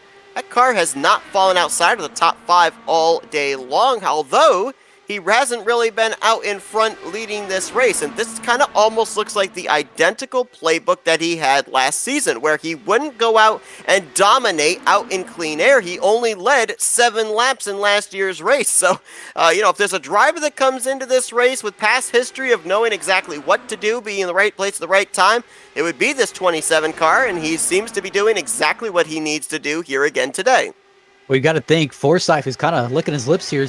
There is a $150 prize for anyone to win the Indy 500, and he definitely has that kind of circled on his calendar here, saying, I can get a nice little paycheck here. Absolutely. That's a little bit of added incentive for these drivers, which I think will certainly play. Jimmy Drynan in the 94. I think that might be off of turn 2. That car is going to come to a rest down in that lower groove, and he was on the lead lap running around the 13th position. I believe there's a bit of contact with Charles Johnson there that kind of caused that one. I think I don't know. I almost want to say that it looks like he kind of turned in on Charles to the wall, and it kind of caused that one, but I don't know. Let's take a look at it here. That was indeed over in turn 2 where his car came to rest. The contact is here in the middle of 1 and 2. That's a tough one, isn't it? Kind of an argument over space between the 94 and the 14. It's definitely a weird one. Take a look and see if we can get another camera angle here. And from first glance, it looks like the 94 kind of runs the 14 out of room. You do have to kind of counter steer the car off of turn 1 onto that little short stretch between turns 1 and 2. Let's see here. Does he push up? No. Well, kind of hard to tell there if one came up or if one came down. Well, one thing we do know, it brings out this caution. It bunches everybody back up. And we are now getting ready to enter into the second half of this race as well. So business is going to start to pick up here very quickly. Let me ask you here. I mean, how kind of angry do you think Matt Wagner, Charles Teed, Covey Moore, those guys are? Because again, there is wave arounds in this race, but everyone effectively just pitted. Well, maybe not as upset as you would think, because we do have a number of our race leaders coming down pit road. I don't know. I'm going to look and see here. Henry Bennett staying out. Nope. I was wondering Actually, if Wagner... It looks like Wagner just got waved around the pace car. He got the wave around. Yes. I was wondering where he was in position to the race leaders, and I think he was ahead of Henry Bennett, but behind Polo Hernandez. So with Hernandez pitting, that allows the 99 to be able to take the wave around, because the only car between him and the tail end of the lead lap would have been the pace car.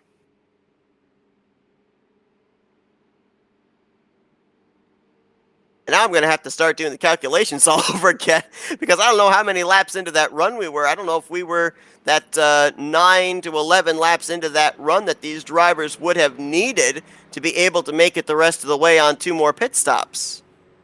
And that's the big question, is you got to look at it here and saying, hey, this kind of just throws all your pit calculations out the window. So now you got to rerun all your numbers, try to figure out, hey, can I make it to the end of the race on this?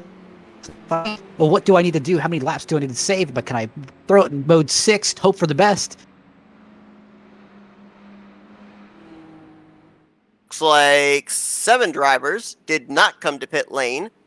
Henry Bennett, Cohen Evans, AJ Hobson, Bronson Stafford, Eric Schaus, Eric Peterson, and Jim Herrick. Greg Forsyth, who was amongst those that came to pit road, was the first one off pit lane. He'll restart in 8th with Polo Hernandez and Jeff Heisung completing the top 10, with Matt Wagner back on the lead lap. We're going to have a total of 18 drivers on the same lap as leader Henry Bennett, 23 still running, as Charles Johnson has taken his car back to the garage area, joining David Leclerc, Benjamin Combs, Jeffrey Duncan, Anders Arus, and J.W. Miller.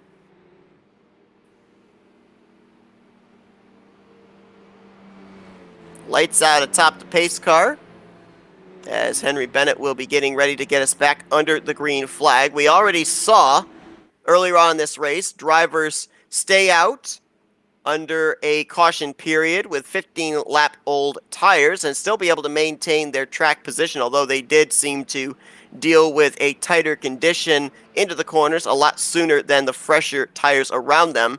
Henry Bennett will be restarting this race with 11-lap-old tires, 9-lap-old tires for Cohen Evans, AJ Hobson with 14-lap older tires, 13 for Bronson Stafford, and 10 for Eric Schaus, as I believe we had one of our drivers that stayed out hit pit lane. Nope, all 7 are still out there.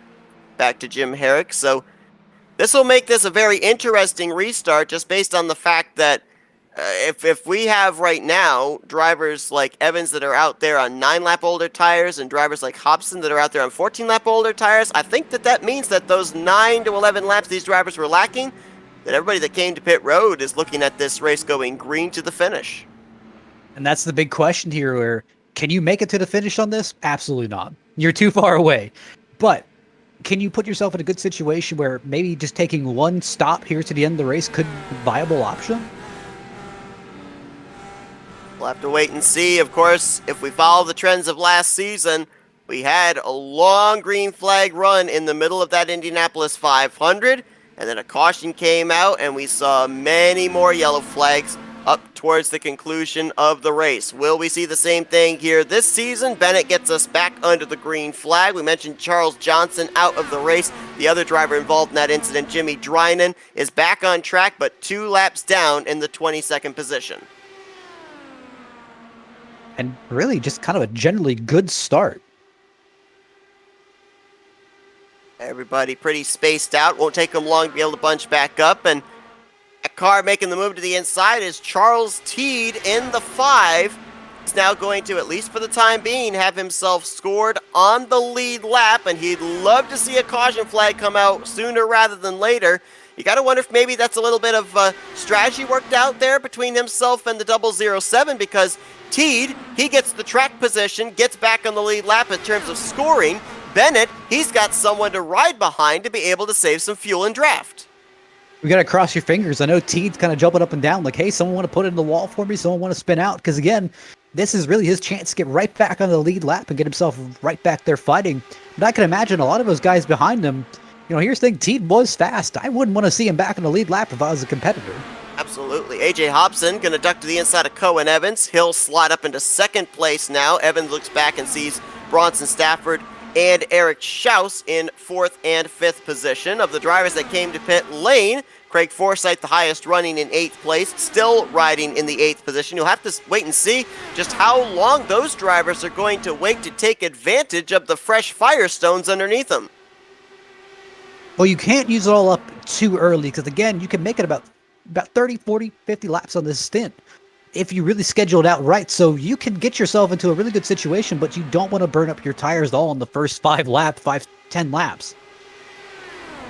This next time around, we will have crossed the threshold of halfway here in the Indianapolis 500 presented by HyperX.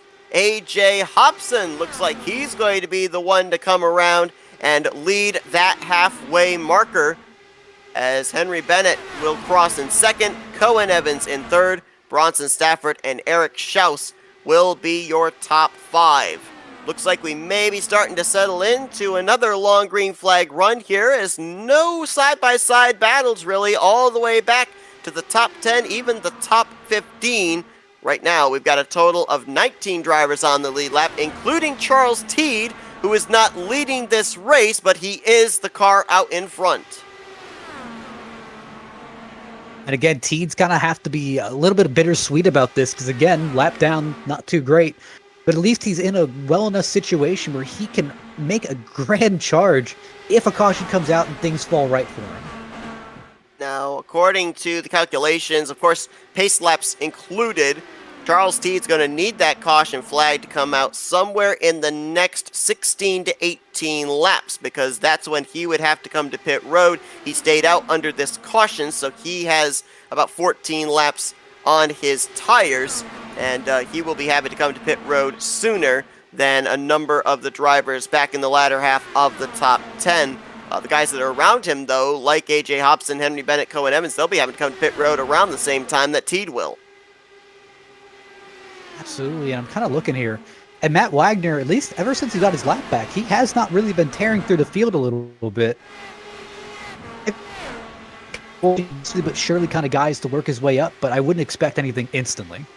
No, absolutely not. Matt Wagner, of course, if you're just joining us, lost a lap under green flag pit stops when he blinked out of the server, returned back, but after crossing the start-finish line, so he did not score his lap. He did get the wave around under this most recent caution, so back in lead lap in the 16th position, and just riding, as you pointed out there, Matt, for the time being. Up at the front, though, how about AJ Hobson at 63? Because I mentioned, in fact, he finished top 10 here 1 year ago, but at the same time as well, at the Speedway races this season, he's been on a bit of a momentum streak. Had a nice top 5 run back at, I believe it was Michigan. He had a solid outing as well at Pocono, looked very strong there, so very good at the Speedways. And what do you think? Maybe, pun intended, a dark horse driver to watch here today? Easily so, but I just actually realized an interesting fact here. Jim Herrick actually has used the faster pair, so he is all out for the rest of the race. Wow. I don't know if he forgot to turn it off during a pit stop or something, or maybe went up and brushed the wall during one of these green flag runs, but yeah, that's something that we will have to keep in our back of our minds for later on in this race. Herrick right now up in the 7th position, been having a very solid outing, up inside of the top 15 all day long, kind of hovering between 9th to 12th most of this race and running the highest he has all day long, currently just in front of Craig Forsyth, P7 right now for the 57. Absolutely, and I'm kind of looking through the field here. I'm seeing Forsyth. Forsyth's kind of laying low here at the moment. I'd say at least a dark horse that I'm seeing back in the field here at the moment has to be, and surprisingly, I can't believe I'm kind of saying this, has to be Covey Moore. I'm a little bit shocked of. He is a lap down, but he's one of those guys that I've kind of noticed comes to life later in the race and tries to sneak up. I think if he gets his lap back, he can really start to make some moves on these guys. Correct me if I'm wrong, but I believe he is a driver that has already utilized his fast repair, of course, bringing out the caution in the first 10 laps of this race, the first yellow flag of the day. That's correct. We'll see if he's going to be able to tiptoe his way through the field if he does get that lap back. Yeah, he's another guy that's jumping up and down right now, because if Charles Teed is able to have a caution come out and be scored on the lead lap, then Kobe Moore would be the driver in line to get the free pass. And again, that's why he's really jumping up and down saying, hey, listen, if a caution's going to come out, this really aids him because, again, both of them are on the same team, so this is an easy way to kill one bird, or sorry, two birds with one stone. My apologies. You could kill one bird with two stones as well. It'd be a pretty tough bird, though. A beefy pigeon. 94 laps remaining. We're now into the second half of the Indianapolis 500. A.J. Hobson leads the way, and these drivers are right on the horizon of having to make what would be the third round of green flag pit stops here today. For the top 7, it'll be sooner rather than for the other drivers from 8th place on back who were on pit road under our last caution. But we're going to step aside for a quick commercial break. Then we'll be back to cover those pit stops here at Indianapolis as we are getting closer. Right on the front stretch. Never mind. We'll stick it here as Alex Coate has had a problem. Joe McAdory also, I believe, getting a piece of it, as well as the lap machine of Jimmy Drynan. Looks like Joe McAdory also may have caught a little piece of that as well.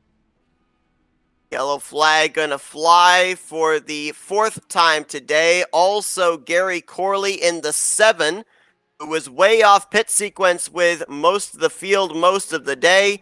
He is going to have to teleport that car back to pit road. Could not make it back of its own volition. Same for the 37 of Alex Coates. Let's go back and see what happened. This was on the front straightaway. I'm looking at that. What were they doing? They were playing bumper cars halfway down the front straightaway. There it was out of turn 4. This would have been around the 15th position. Got the 2 making a move there 3 wide, and there is the contact between Corley and Coates, and Drynan goes as low as he possibly can, but that pit wall there separating pit lane from the racetrack not allowing him to go any lower, and he gets collected up as well. Yeah, they were really just kind of bouncing off each other, and I guess that would be okay if it was just them, but when they wrecked, they really kind of stopped up that top line, and everyone was behind them, just caught everyone in that. Actually, believe... I was going to correct myself. I thought it actually was the 4 of McAdory that was making that 3-wide move, but it was Rick Ravon in the 2 machine. We're going to take another look here at the contact that was made, and yeah, a lot of places that you expect to see wrecks at Indianapolis are usually in the entrance of the corners, not necessarily on the straightaways, and there it was again. It almost kind of looked like, at least at the initial contact, was Coates saw that Ravon was down there. He was moving up to give room. I don't know if the follow-up contact was Corley trying to recover his race car after the initial contact or not. I don't know, but I could see it trying to recover the race car, but that was kind of a sharp turn.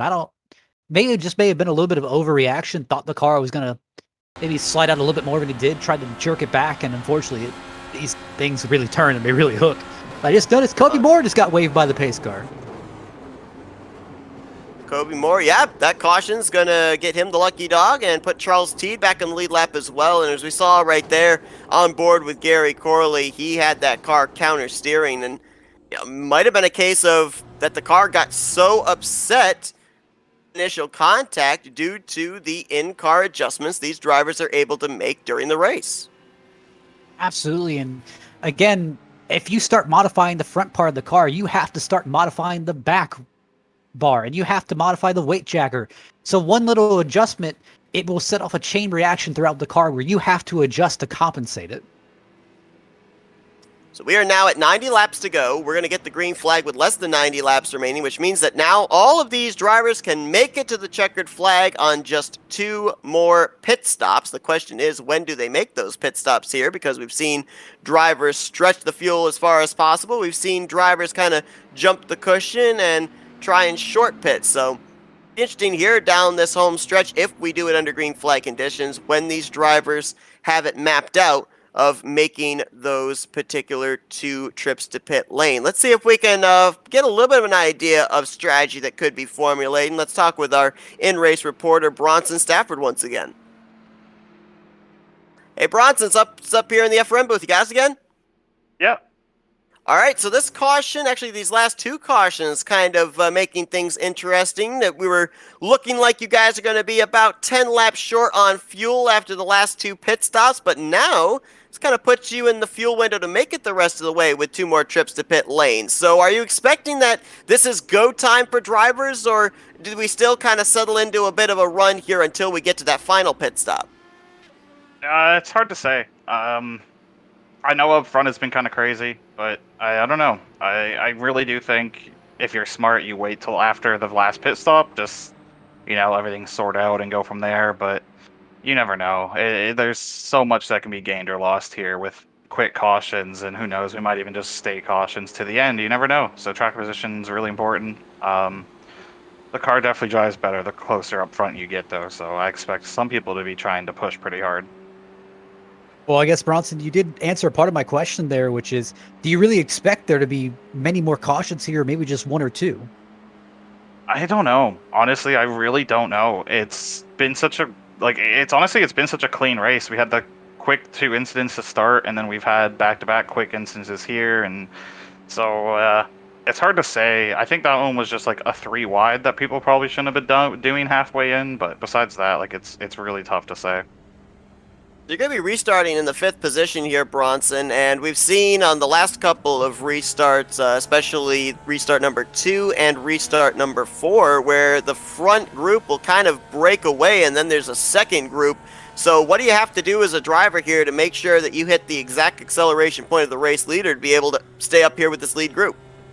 Yeah, honestly, I'm just watching the car ahead for movement. If they go, I'm going kind of deal, and we'll go from there, but it seems like the top 10's been able to break away every time, so we're hoping maybe that's the case again. All right, Bronson, well, you're doing a great job out there in that FRN machine. Pace car is pulling off, so we're going to let you get back at it. Good luck. Thanks, Seth. Here we go. Henry Bennett going to lead us back to the green flag. Less than 90 laps to go here. Officially 89 as Bennett hits the start-finish line. This is going to be interesting. Bronson's not sure if it's go time. We're not sure if it's go time, but I think we're going to find out very quickly. I mean, look at Eric Schaus. He jumped all the way from 14th to 4th on that pit road stop.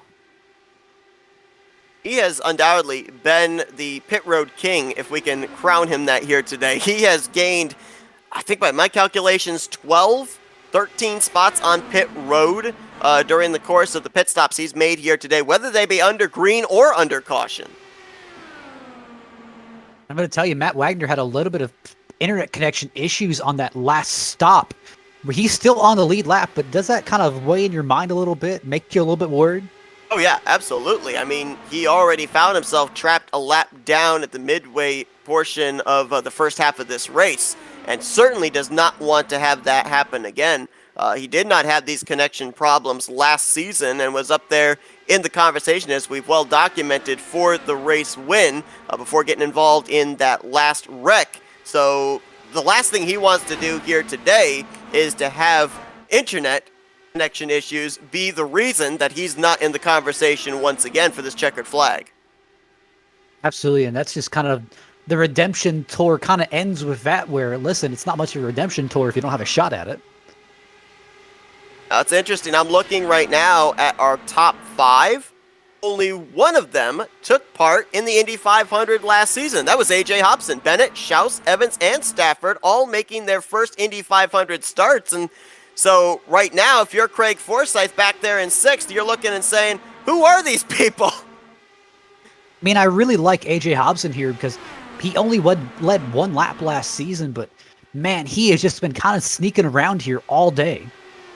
We still have 23 drivers scored in the race. Jimmy Drynan and Gary Corley, who were caught up in that latest wreck on the front straightaway, they are still sitting on pit road getting damage repair done to their machines. 6 laps down for Corley, 94 of Jimmy Drynan is 8 laps down. I believe both of those drivers having to do manual repairs because they had already utilized their fast repair. Alex Coates had not I think he used his faster pair under the last yellow, but because he could not make it back to pit road, he lost 2 laps under pacing, right now in the 21st position. You're exactly correct on that, but that's just a huge killer for him. It takes him right out of the fight. So for the drivers that ended up getting back on the lead lap under that last caution, Charles Teed, by virtue of being ahead of the race leader, Kobe Moore, by virtue of being the first car 1 lap down, they right now are running in the 15th and 16th position, and we know that the field gets spread out. We're seeing it here even again after the restart, and we know it's going to get spread out if we go into a long green flag run and have green flag pit stops. When your drivers that are back there, like Wagner and Teed and Moore, you've got yourself a shot to be able to get back up here to the front again. Obviously, you've got to hit the go button sooner than these guys up here at the front, but how do you gauge when that has to be? Really, it's kind of one of those feeling it out scenarios. You kind of have to use your gut instinct a little bit. Here's the thing. With 120 left to go, or with 120, or lap 120 of 200, personally, I'd be kind of in that area of I would wait. I don't think that we'd be able to go all the way to about lap 180. I mean, that's when I'm kind of a split decision whether is there going to be another caution or can I make it to the end on this? Well, we saw drivers not all that anxious to be double wide in the early stages of this race. Now we are going side by side in several portions of our top 10. Saw Craig Forsyth and Polo Hernandez, they were side by side. Rick Ravon and Bronson Stafford, they were side by side up ahead. Forsyth looking again to the inside of Hernandez, and ahead of them you got Eric Schaus and Cohen Evans in a dogfight for the 3rd position. Now you see that black and green car just up ahead of him. That is Jim Brooks in the 51, who just a couple of laps ago came down pit lane for what I can only assume was an unscheduled stop. It now traps him a lap down. That's exactly what you don't want. I wonder if he just didn't put enough fuel in it, didn't think he'd managed to make it all the way, but that kind of puts a nail in his coffin there where, listen, I don't know if he really can get that back, and again, I don't know how many more cautions are going to be. Yeah, he only spent 6 seconds in his pit stall, so that would say to me kind of exactly the scenario you just pointed out, kind of topping off the fuel tank, maybe not getting that thing completely full of fuel, and Jim Brooks along with Gale Brooks have been the 2 drivers that have been able to find longevity in the tank. They've been able to stretch it the furthest when we had those 2 round of green flag pit stops.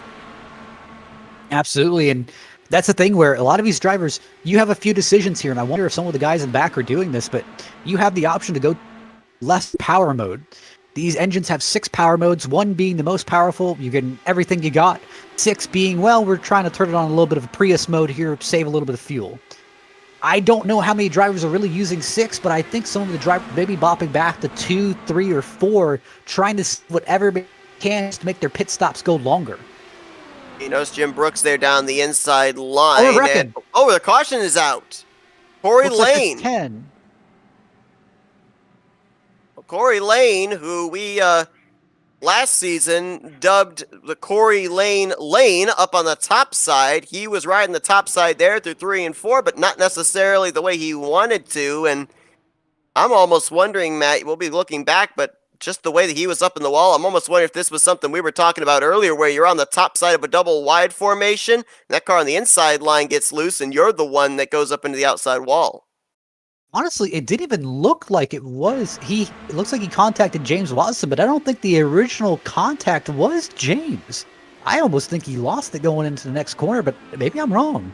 You can just see how that car, the impact into the outside wall. Fortunately, the tethers on those front tires keep them attached to the race car, but that is a hard impact for Corey Lane, who you can double check me on this. I think he was another driver in an earlier incident that had already used his faster pair, so that could be an early exit for a driver that at this point was already 2 laps down. Absolutely. That really kind of puts a damper in your race. Again, Corey Lane was already at that disadvantage. Now I think it's kind of one of those, well, I mean, what can we continue on from here? Corey Lane last season finished 16th in the Indy 500 and involved in yet another incident here today. This one a high impact into that outside wall into turn 4. Caution's going to fly for the 5th time here today. And hey, remember when I told you that last caution had everybody good to go for 2 more pit stops? Well, this caution just messed everything up again. Again, that really puts nail in the coffin. Again, you have so many strategies and you're spending all this time thinking of, well, what can I do here? Maybe I can save a little bit of fuel here. I can make it to this lap and I can make it the rest of the race on this. It just takes that paper, scrunches up, throws it in the trash can. All right, where can we go from here?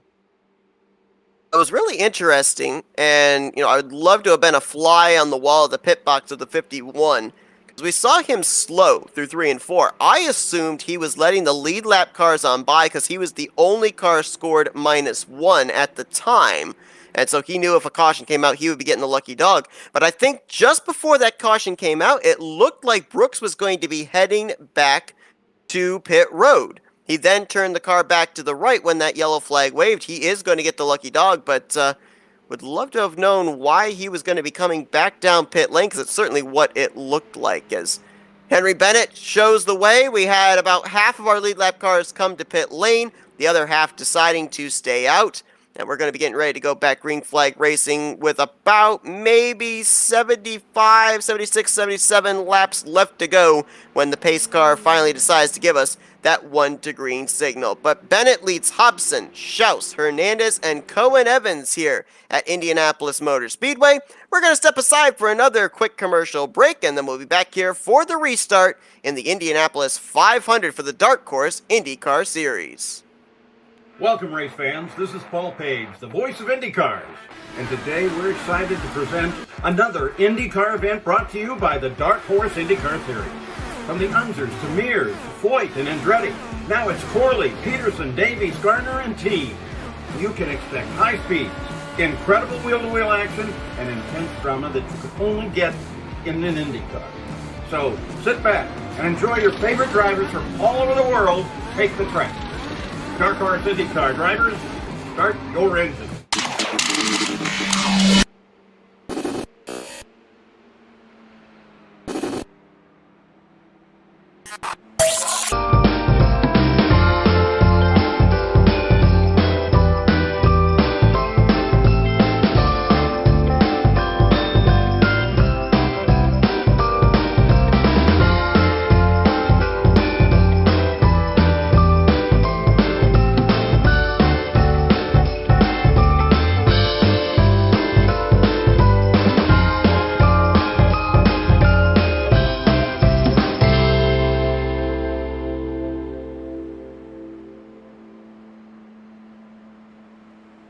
Welcome, race fans. This is Paul Page, the voice of IndyCars. And today we're excited to present another IndyCar event brought to you by the Dark Horse IndyCar Series. From the Unzers to Mears, Foyt, and Andretti, now it's Corley, Peterson, Davies, Gardner, and team. You can expect high speeds, incredible wheel-to-wheel action, and intense drama that you could only get in an IndyCar. So sit back and enjoy your favorite drivers from all over the world take the track. Dark Horse IndyCar drivers, start your engine.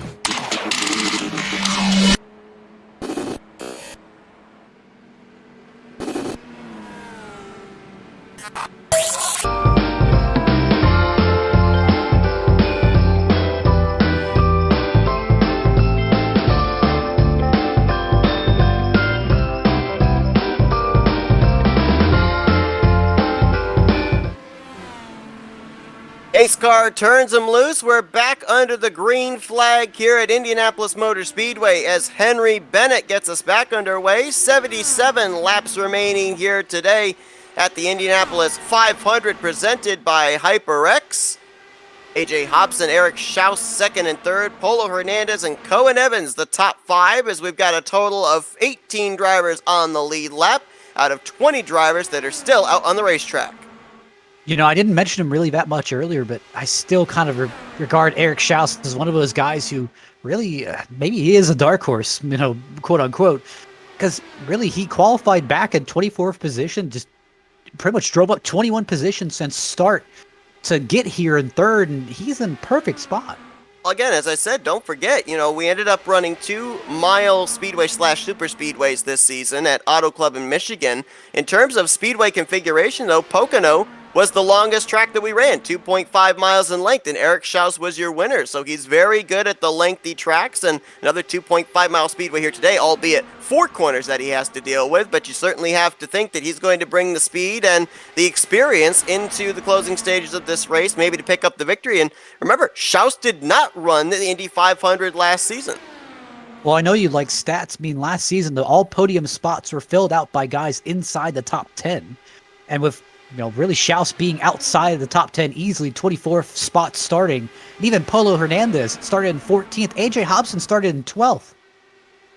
Certainly a much different Indy 500 this season than when we saw it last season, to your point there, in terms of the fact that drivers that started outside of the top 10 have been able to work their way up here to the front. Some of them have been able to do it due to pit strategy, but most of them have been able to do it just in the way they've been able to cut their way through traffic with the fast machines they've got underneath them.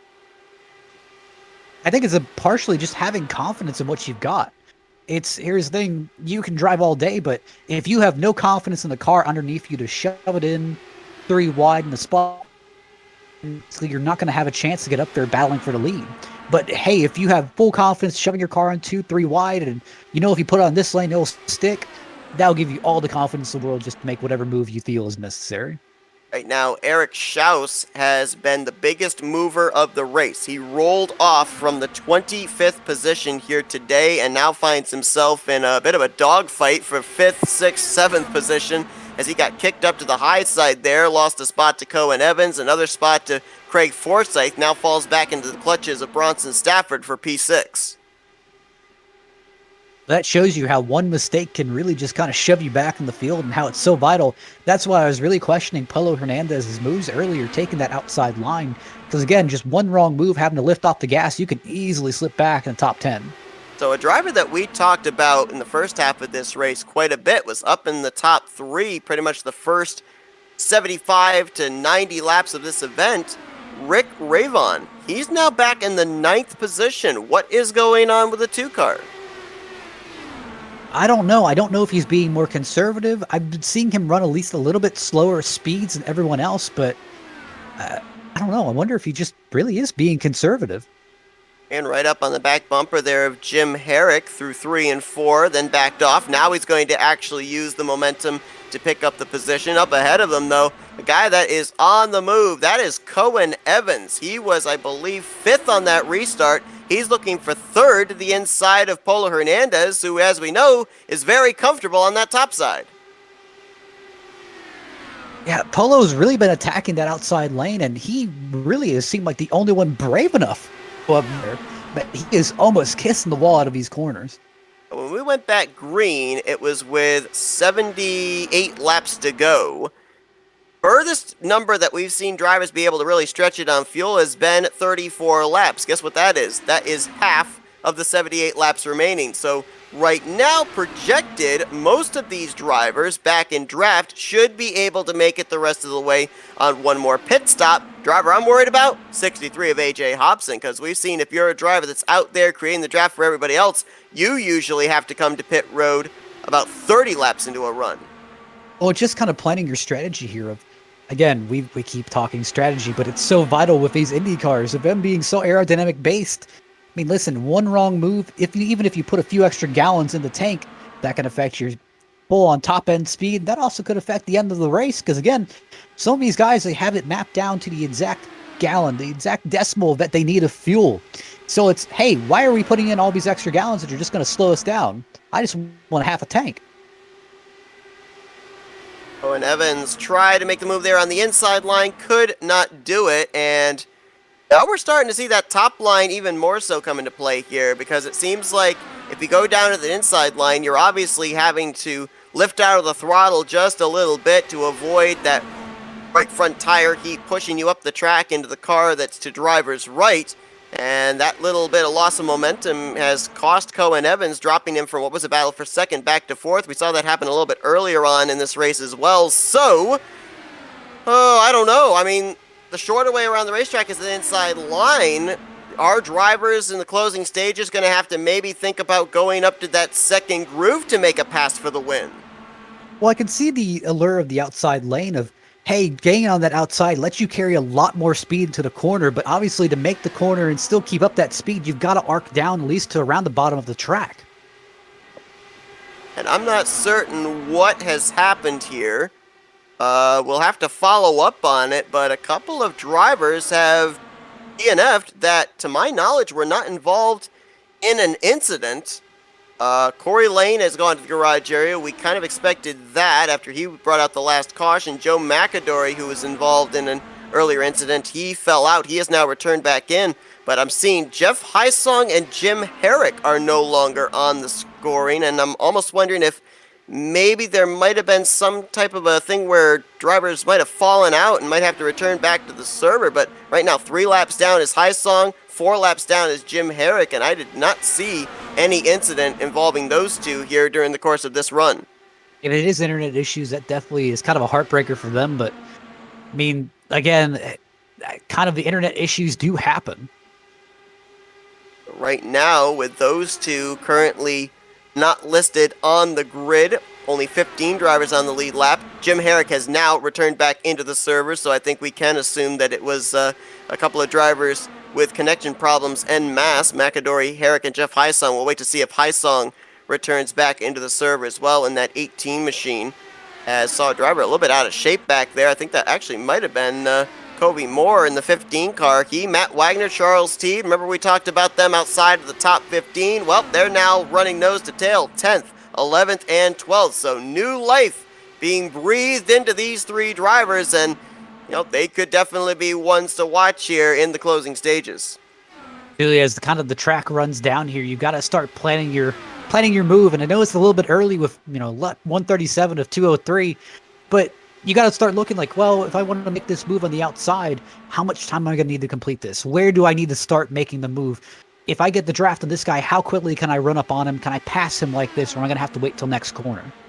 I want to give a little bit of a special shout out to one driver in particular, just based off of the hard luck he has had the last couple of weeks at Speedways. That's Eric Peterson, still in the running. Oh, and as soon as I mention him, there's a wreck ahead of him, and look at him avoid his way through. Wow, the commentator's curse did not strike. I'm amazed. I think he used the Uno reverse card there, just did not want to be a part of that. Dale Brooks, Eric Schaus, and Rick Ravon were the 3 drivers involved in that one there through the middle of 3 and 4. Ay. The entire right side, or make that left side of Gale Brooks' machine is ripped off. Left front and right and left rear tires missing. That's a lot of good cars out just like that. It is. You're absolutely right. I don't know if any of those drivers had used a fast repair. I don't think they had.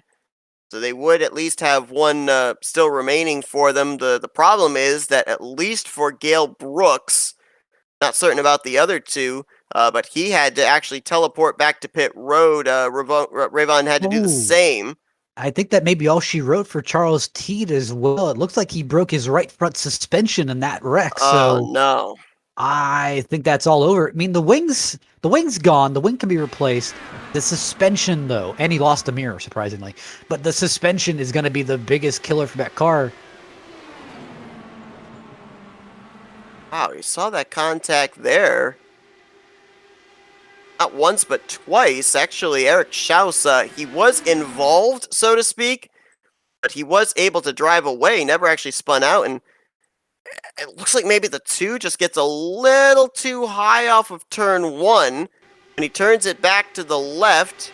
Schaus is there, and then he misjudged, tucking in behind 72 going into the turn 2 entry, up and into the wall. And then here's the tough part, is he comes back down into the racing lane, and there's going to be some oncoming traffic, I do believe. No, actually, what was there, a follow-up wreck that took place in another portion of the track?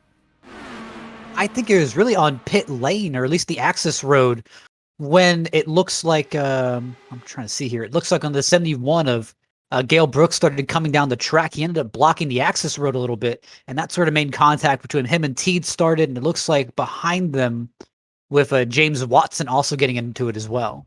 Oh, wow, you're right. Actually, that incident that we just saw there with Rick Ravon did not bring out the yellow, surprisingly enough. Here's the thing, you kind of have to feel for some of these guys. I mean, Eric Schaus obviously is in that situation that, hey, he's got a fast repair remaining. He can still kind of come out on this.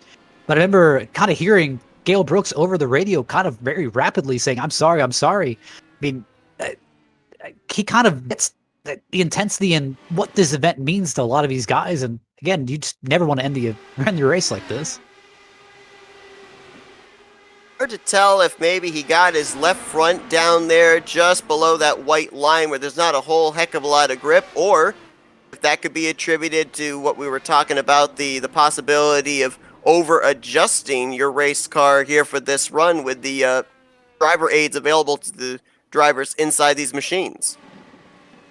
Absolutely, and I don't know if it was over-adjustment or just... Again, these tires do wear down, and maybe he was just used to how the car felt, maybe on older tires, maybe on newer tires. I don't know. There's a variety of things it could have been. Well, we kind of saw him maneuver his way through Eric Peterson. We're going to take the onboard, show just how close this was. Probably should have been involved in this wreck in one of two places. There you're going to see up ahead the smoke. There he is, avoiding one, avoiding two, and goes on his merry way. And then there was, I believe, 18 left in the race. We started with 29 and we were down to 18. That just shows you how much of an endurance race this is. I mean, we weren't joking about it. I mean, it is a literal endurance race where you have to plan out your race. You have to plan to avoid wrecks. You have to plan your pit strategy. And, things happen. Like, again, multiple drivers ended up dropping out due to internet. I mean, just caused in events that you had no fault in, and that hurts. Well, you mentioned the possibility of Charles Teed's day being over. That's indeed the case. He has gone back to the garage area, so he'll join Jeff Heisong, Corey Lane, Gary Corley, and a number of others back behind the wall. And you talked about the Indy 500 kind of being an endurance race and a race of attrition. Case in point, last season's Indianapolis 500, 24 drivers took the green flag. Only 11 of them finished on the lead lap, and 10 of them crossed the start-finish line without damage. At the conclusion of that race, Matt Wagner had gotten involved in a wreck and limped that machine across the line in 11th place. So, very much so the same here today. 29 drivers took the green flag to start today's race, and as you pointed out, right now only 12 of them on the lead lap of about 17 that are going to be still running when we get this restart. Yeah, you've been talking about it. What an up and down race Wagner has had. Oh yeah, and he is went from laps down to, hey, he was in the lead, blinked across the line, lost the lap, got a black flag on pit road, ended up getting his lap back. I mean, he blinked out again, had that mini heart attack, and then hey, he's back here in 5th. And also a comeback run for Covey Moore. Covey Moore got involved in the wreck, the first caution of the day, and he was a lap down, got back in the lead lap. He's up here in 7th place, so keep an eye on those two. As Matt Wagner, he started from the pole last season, got involved in that last caution and finished 11th. Didn't get the pole this season, rolled off from 5th place.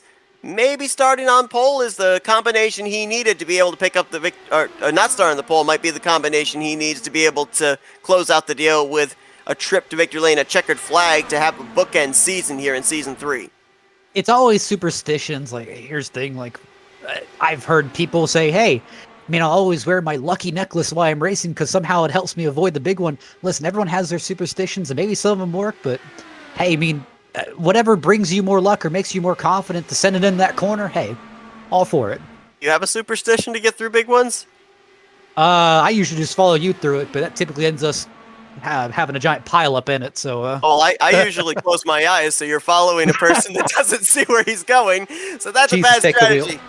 You might have to rethink that strategy. Speaking of strategy, we've got some strategy up here at the front. Drivers trying to figure out who wants to be the one to lead. Polo Hernandez and Henry Bennett, they've been swapping that top position back and forth the last couple of laps. See, this is not really a situation where you say, hey, let me take the lead. You want to save gas here. And again, yeah, you want to go for the lead. You want to lead laps. You want to dominate this race. But you got to think of the big picture here of, hey, I got to save fuel. I got to plan out this last pit stop because I want to be carrying at my number of fuel in this car. I do not want to carry 1 gallon extra. It's kind of interesting, too, because obviously with these cautions, it's bunched these drivers back up. multiple times, and I think we've kind of entered into another stage of racing, which is the kind of go to school racing. Size yourself up now to your competition. You've been running nose to tail, minding your P's and Q's. Now you've got to start setting yourself up for the final 10, 15 laps of this race. Figure out where your strengths are and where their weaknesses are. And I think right now what we're kind of doing is we're kind of figuring out between the 007 and the 01, as well as also AJ Hobson, of, if I make this move here, am I going to be the first one back to the start finish line? Because let's be honest, it could be half a car length that's going to decide today's race, and it could come down to that move out of turn 4. Who's the one that gets to make it? But here's the thing, you also kind of have to keep yourself in that moment, because you see them battle 2, 3 wide up here, and you've got to think, hey, I mean, one of these guys could easily hook one another, and that's another caution. That completely demolishes my strategy here. Now, one thing we do know, that these drivers, while they are racing up here to figure out who's going to lead them back to the start-finish line lap after lap, they will have to make one more visit to pit road before the conclusion of this race. Projected, these drivers can make it to about 34 laps, or make that 36 laps remaining in this race. Some could come down as soon as 38 laps to go to be able to make it the rest of the way as well. So we're going to have to see on which side of the coin these drivers are going to decide to be, whether they're going to try and pit as soon as the fuel window opens, or to try and come down as late as possible, take on the less amount of fuel as possible, and spend the least amount of time on pit road. I mean, let's think about it here for a minute. The undercut is strong. Getting an undercut on your competition here. But the problem that lies in that is, if you undercut, unless you've got someone around you, it is pointless.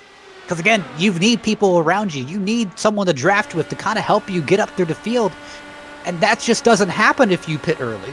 Unless you've got teammates who are willing to kind of help you on that strategy. But I don't know how many one of those guys want to go out in like a kind of a bonker strategy saying, hey, let's run the race in reverse here. And then if we wait till later on, well, now we got to deal with a congested pit road, and everyone's got to come in at the same time, where if we come in early, I mean, listen, we've got probably 5-6 laps of excess fuel in the tank. I can choose when I come down, but if we run it all the way out, I mean, listen, if I miss pit lane, I miss pit lane, and I don't have any fuel left in the car. Here's the thing. We've seen no matter where you come to pit road from, you're more than likely going to come out of pit road one lap down. Do you want to run that risk with pitting early just in case a caution may come out in an untimely fashion and trap you -1 to the rest of the leaders? Well, that's another one we got to think about. Again, if you pit early, yeah, you got fresh tires, yeah, you got fuel to make it to the end of the race, but if caution comes out maybe about 20 laps into your run, are you willing to come right back down, get another set of tires, fill yourself back up? Or are you going to be content with what you got, where, hey, maybe I'm throwing this out as a hypothetical. Let's say Eric Peterson pitted 1 lap before the caution came out. I mean, he's in perfect position. He doesn't have to pit. I mean, I think it's going to be track position over everything. I don't see why you would put yourself back in traffic just to be able to take on fresh rubber, especially with the fact that we saw earlier on in this race, what was it, Jimmy Drynan and Gary Corley, they stayed out on 15-lap old tires and still were able to keep themselves up there for a good number of laps inside of the top 5, maintaining track position.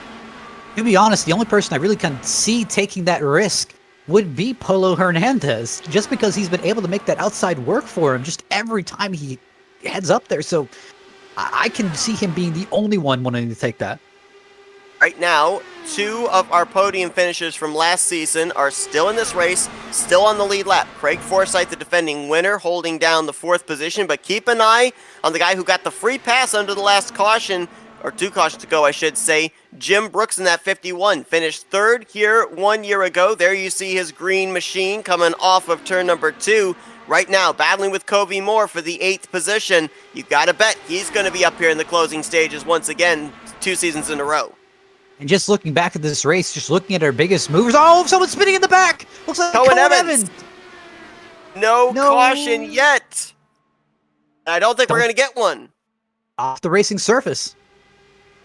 No yellow flag, 55 laps to go, now on to 54, and Cohen Evans, last thing that he wanted to see, not only a torn up race car, but no caution to get him bunched back up with the race leaders. Just a kind of a brief overview of that. It looks like they got about 3 wide. He was on the bottom and just got a little bit loose. I'm going to tell you, Bronson Stafford is going to need to change his pants after this one, because he was almost in it. Hobson Hernandez continue to swap the lead. We're going to jump back here, see if we can capture the footage of what happened there to Cohen Evans in the middle of 3 and 4. Very tough break for him, a driver that's pretty much been up in the top 10 all day long, and this was a battle around the 7th, 8th position at the time. I mean, it just really looks like a tough break, but, big props to him for spinning it to the inside of the racetrack and not trying to hook it right back up, trying to save it.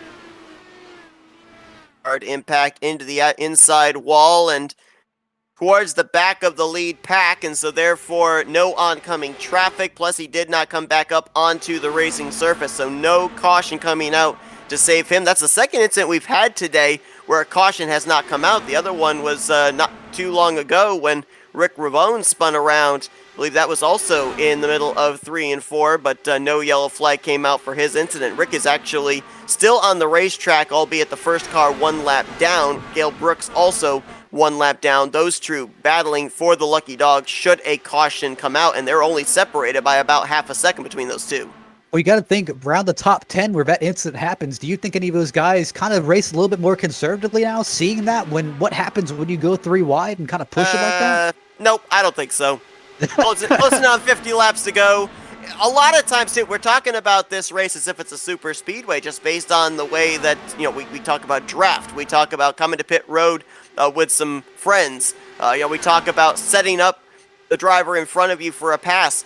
Well, if we want to talk about the fact as well of this green flag pit stop coming up, this is what we would call the money stop. Everybody should be able to make it to the conclusion when they hit pit lane this final time. So many times with the stock cars at super speedways, we hear the phrase, setting yourself up for that final pit stop with what you do on the racetrack. So I think you're going to continue to see these drivers try and pick up every spot possible.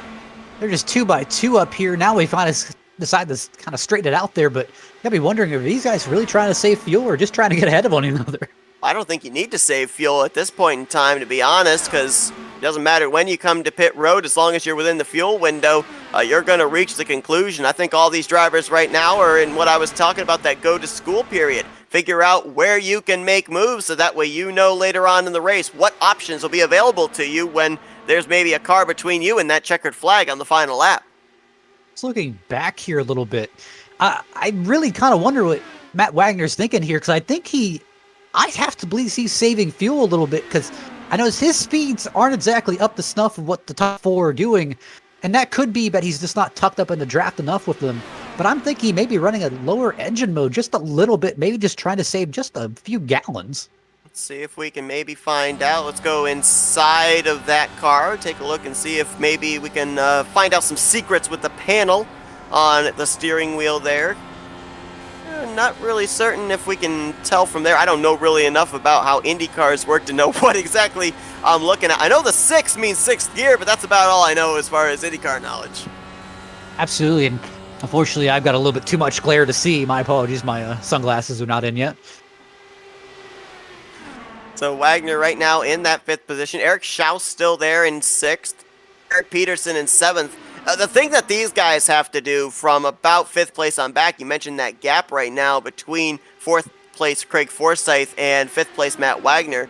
They have to make sure that whenever they come to pit road, that they're going to be leaving pit road still in the vicinity of these top 4, because very likely if a gap opens up here under green flag conditions before that pit stop begins, it could end up coming down to a 4-horse race if these guys all come out together and we see the big gaps like we have been seeing from 5th place on back.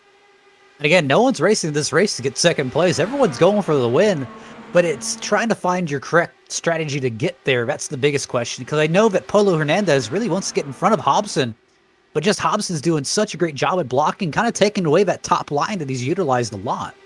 Yeah, we've seen Hernandez make a lot of passes on the top side in the first half of this race.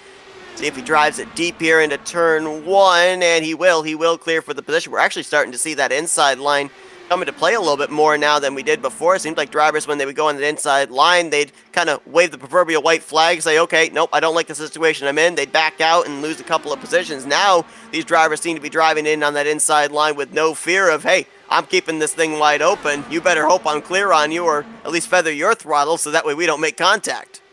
I mean, Seth, we haven't really mentioned it as much, but Jim Brooks has really kind of started to break his way into the top 10. Jim Brooks was the only driver in the top 5 finishing results in last year's Indy 500 that did not lead a lap. Now, he has led a lap here today. He, along with Gale Brooks, played some pit strategy back during that long green flag run where we had 2 green flag pit stops in that span, and Jim Brooks did lead at least 1 lap during the course of that long green flag run. So, at least gets himself a lap led here today that he didn't have 1 season ago, but we'll see if he can finish up on the podium in back-to-back seasons. And you mentioned about these drivers, nobody racing to finish second place. It's even more so with the situation we had coming into this season finale.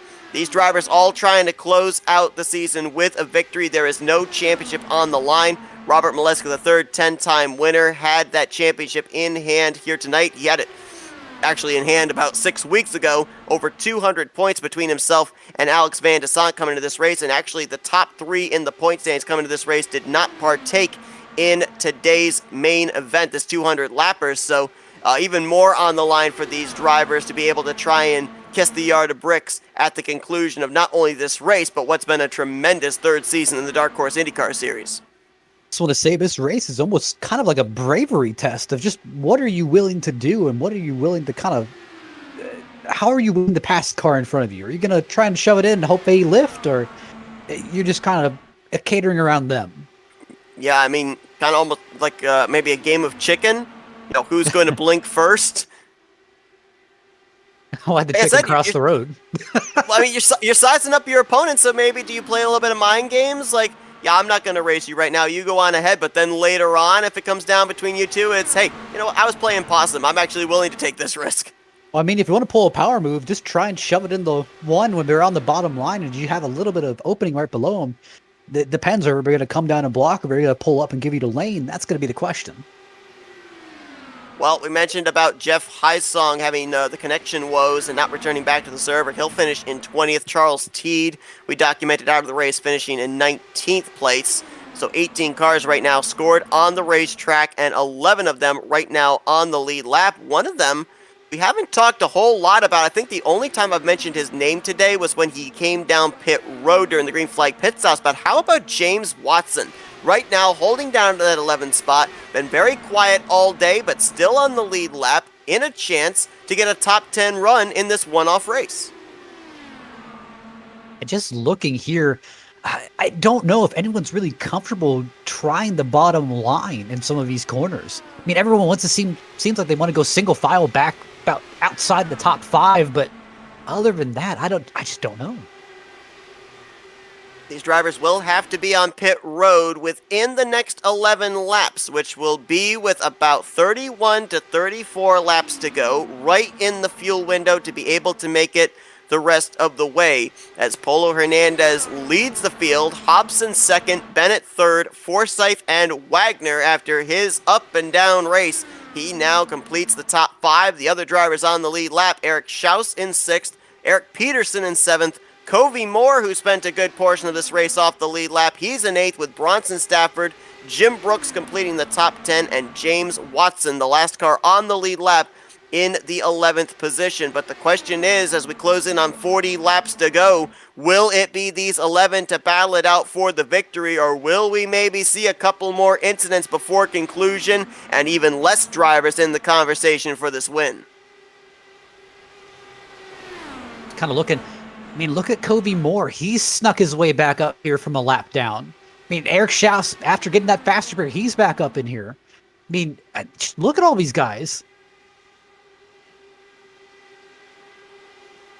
A lot of drivers that have really had struggling seasons could cap off a season with a high note, a trip to victory lane. Guys that would kind of fit that, Craig Forsyth, AJ Hobson, and Eric Peterson. And you've got drivers that have had very consistent seasons, but they have not been able to find victory lane due to the DeGroots and Maleskas and Van de Sants. Guys that would fit that would be Covey Moore in that 15 machine and Jim Brooks in the 51. And just look here, I mean, man, Bronson Stafford and Jim Brooks are really just kind of going at it here. Same with Eric Peterson. And wouldn't it just kind of be ironic that Eric Peterson kind of gets his first oval of the season in his last race, or first oval top 10 of the season in his last race of the season?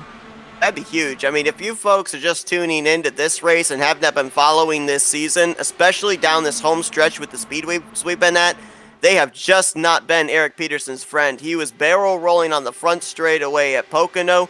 He was airborne and on his roof at Michigan. And so, to your point, Matt, to cap off the season with not only his first win, but his first top 10 at a speedway, that would be huge for the 36, and he's done exactly what he's needed to do here in the first 3 quarters of this race. Keep himself out of trouble. He had a couple of near moments with that one caution about 25 laps ago, but he's been able to keep his nose clean. And a number of these guys up here at the front, too, even if we do have that late race yellow, and if they're involved in it, a number of these guys still have that faster pair available to them. Absolutely, and it's a nice safety net. But I mean, I always say this at the end of these races where I feel if I have a faster pair sitting in my bank and I didn't use it, I feel like I didn't push hard enough. And if I've used my faster pair and I've got nothing at the end of the race, I feel like I pushed too hard. All right, here's a question. Now, obviously, we really haven't seen contact exchanged up here at the front, but no doubt that these cars have been dealing with a little bit of wear and tear. On this final pit stop, is it worth doing the faster pair then if you still have it? I would do it if I had any damage, but we have Joe McAdory who's currently coming down pit road, 2 laps down. But if I had that faster pair and I feel I have a little bit of damage on the car, I would use it. But if I didn't, I'd want to keep at the because we still at least a little bit left in this race where something could go wrong. Great point. We're going to have about 30 laps to go once these drivers, if they are able to do a green flag pit stop cycle here, once that is completed. So yeah, still plenty of time for an incident to take place if you need to have that faster pair. Paulo Hernandez on pit road. Yep, and this is interesting because this would be way too early according to my calculations. Jim Herrick also on pit road. These drivers, if they were going to make it on fuel, they needed to come down pit road another 3-4 laps from now, which, according to what I saw, Paulo Hernandez should have been able to make it another 2 laps at least, just based on the amount of time he spent out in front on this run. Maybe he feels like this is enough for him. He just gets maybe the ultimate undercut. I don't know, but I guess he felt like he had to come in now because he really came down the track. Yeah, I mean, this is very interesting. He may know something we don't know up here in the booth, but... James Watson's on pit road, too. And he would have been the last car on the lead lap. These guys are now coming down at 29 laps completed here in this stint. I wonder if he feels because the leader's doing it, he probably should replicate it. Maybe he knows something that someone else doesn't. Well, I mean, if they were going to make it the rest of the way, in order to absolutely guarantee, I wouldn't be coming down pit road at least for another 2, if possible 3 laps. Kind of split this final segment from the last caution to the checkered flag in half. 33 laps on one stint, 33 laps on the second stint. It's a bold move. I'm just not sure of it. Henry Bennett now is actually going to get the race lead from A.J. Hobson. Hobson, as soon as the 0-1 dove to pit road, said, nope, I don't want the race lead, and gave it to Hobson's the coming to pit road this time. He just announced over radio he's coming to pit road. So this would be closing out on the 33 laps to go. This is around the time where if I were out there, I think I would be coming to pit road because you would at least be in the fuel window to make it the rest of the way. Bear in mind, however, too, if we're talking in terms of racing at a super speedway, when you have less cars in a pack, that's going to really kill the amount of speed that you produce and hurt the amount of time it takes for you to get around the racetrack. So we kind of have to throw that into the equation as well on whether these guys can make it on fuel or not, dependent on how big a group they come off of pit road with. Partially, I'm thinking the reason Matt Wagner's still staying out is he's kind of remembering burned at Michigan, and he's like, I don't know if I really want to do that one again. Right now, he would be in the 3rd position behind Craig Forsyth and race leader Henry Bennett. Looks like only the drivers we documented, Watson, Hobson, and McAdory, have been the ones to come to pit road here at this point in time, as well as Paulo Hernandez. Let's see if Bennett's going to dive to pit road. No, he is not. That's the 2 just up ahead of him. First car 1 lap down, Rick Ravon, that is now hitting pit lane. man, he really fell off. He was battling for the lead about midway through the race, and then just something happened, and he has not been competitive ever since. Toby Moore is going to dive onto pit road, lead lap car from the 6th position. So he'll come down for his final pit stop of the day. And now, if Henry Bennett and company, if they can stretch it another 2 laps, they are guaranteed, even if they were out there on the racetrack all by themselves, that they'd be able to make it the rest of the way on fuel, because we know that a driver can stretch it single car 30 laps in length. I'm just seeing a bunch of guys dive down the pit road here at the moment. Henry Bennett, Eric Schaus, Bronson Stafford, Jim Brooks, and Eric Peterson all down pit road. All these drivers pitting as race leader. Now Craig Forsyth takes 31 laps to go. So the question is, which flag are these guys racing to? Is it the white flag, or could it very well be a yellow flag between now and the finish of this race? 30 laps will be set to decide it when these pit stop cycles are completed. Only 2 drivers still to come to pit lane that are on the lead lap to finish this out. And Forsyth is now coming to pit lane along with Matt Wagner. So this completes it. 30 laps remaining. Right now, Polo Hernandez ahead of Henry Bennett according to our live scoring. He will more than likely be inheriting the race lead. And again, why I find this a little bit of a question mark for the 0-1 is he was one of the first ones on pit lane. If he's going to be inheriting the race lead and cutting the draft for drivers once again, that's even more fuel consumption. I don't think, this is just my opinion, but I don't think this 0-1 can make it to the checkered flag with what he's got in the tank, the way things are playing out right now. To be honest, if I was at 0-1, as soon as I got off pit road, I would have put it in engine mode 6 and just started driving around and just trying to save as much fuel as I can. And then as I'm getting ready to rejoin the majority of the field, that's when we bop it back down to maybe 1, 2, or 3 and see if we can really compete and try to save fuel. But maybe he knows something we don't. Very well could. Good evening, guys. Sorry for the late attendance. I mean, it's the middle of God knows when over here in Australia, so my wife is having to put up with the sounds of my voice while she's still sleeping soundly away in the next room over. Look, I mean, in terms of the fuel save mode, there's 2 options, right? The guy can absolutely just go bananas, go berserk, and just go for it, or he can try and save what you're saying. If he can get away, everyone else is in fuel save mode right now, so if he just all of a sudden just puts the hammer down and makes them have to blink and come after him, he could win the race that way too. That's another alternative. Right now he's got a little less than a second back to this 3-way battle for second place, which actually involves the lap machine of Joe McAdory. It's Forsyth and Bennett that are battling for P2. Matt Wagner in the 3rd position, about 1.8 seconds back. And then Eric Schaus currently about 2.2 seconds behind the race leader, holding down that 5th position. After those pit stops were completed, all 11 drivers that were still on the lead lap remain on the lead lap back to James Watson, but they are spread out by about 8 seconds. So I noticed something really interesting when Forsyth was trying to go around Henry Bennett. I mean, Bennett started to put up a fight, and then it almost looked like he slammed on the brakes, just didn't want to do it, and really just let Forsyth have it. I wonder if he just kind of waiting to see who's the winner of the battle between Forsyth and Hernandez to really make his move.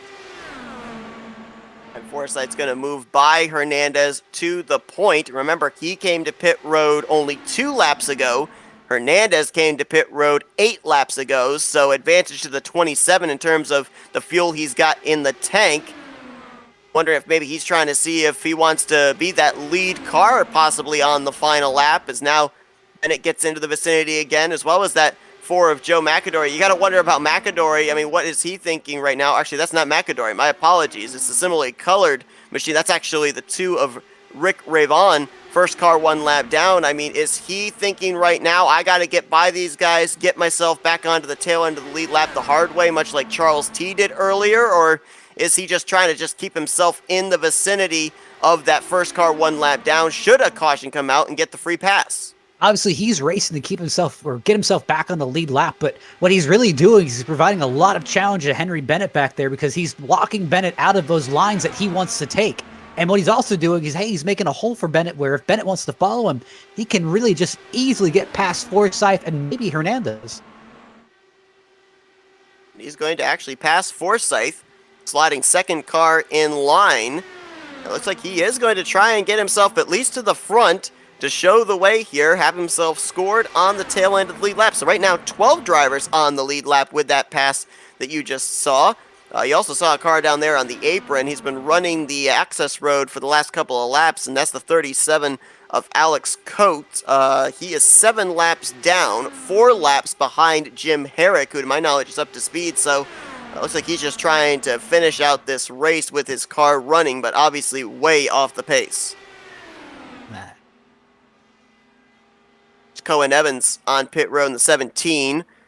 Was involved in that wreck over in 3 and 4. Did not bring out a caution. He did have a faster pair he was able to use, but he is 1 lap down and will probably lose a second lap here, making his final pit stop of the day.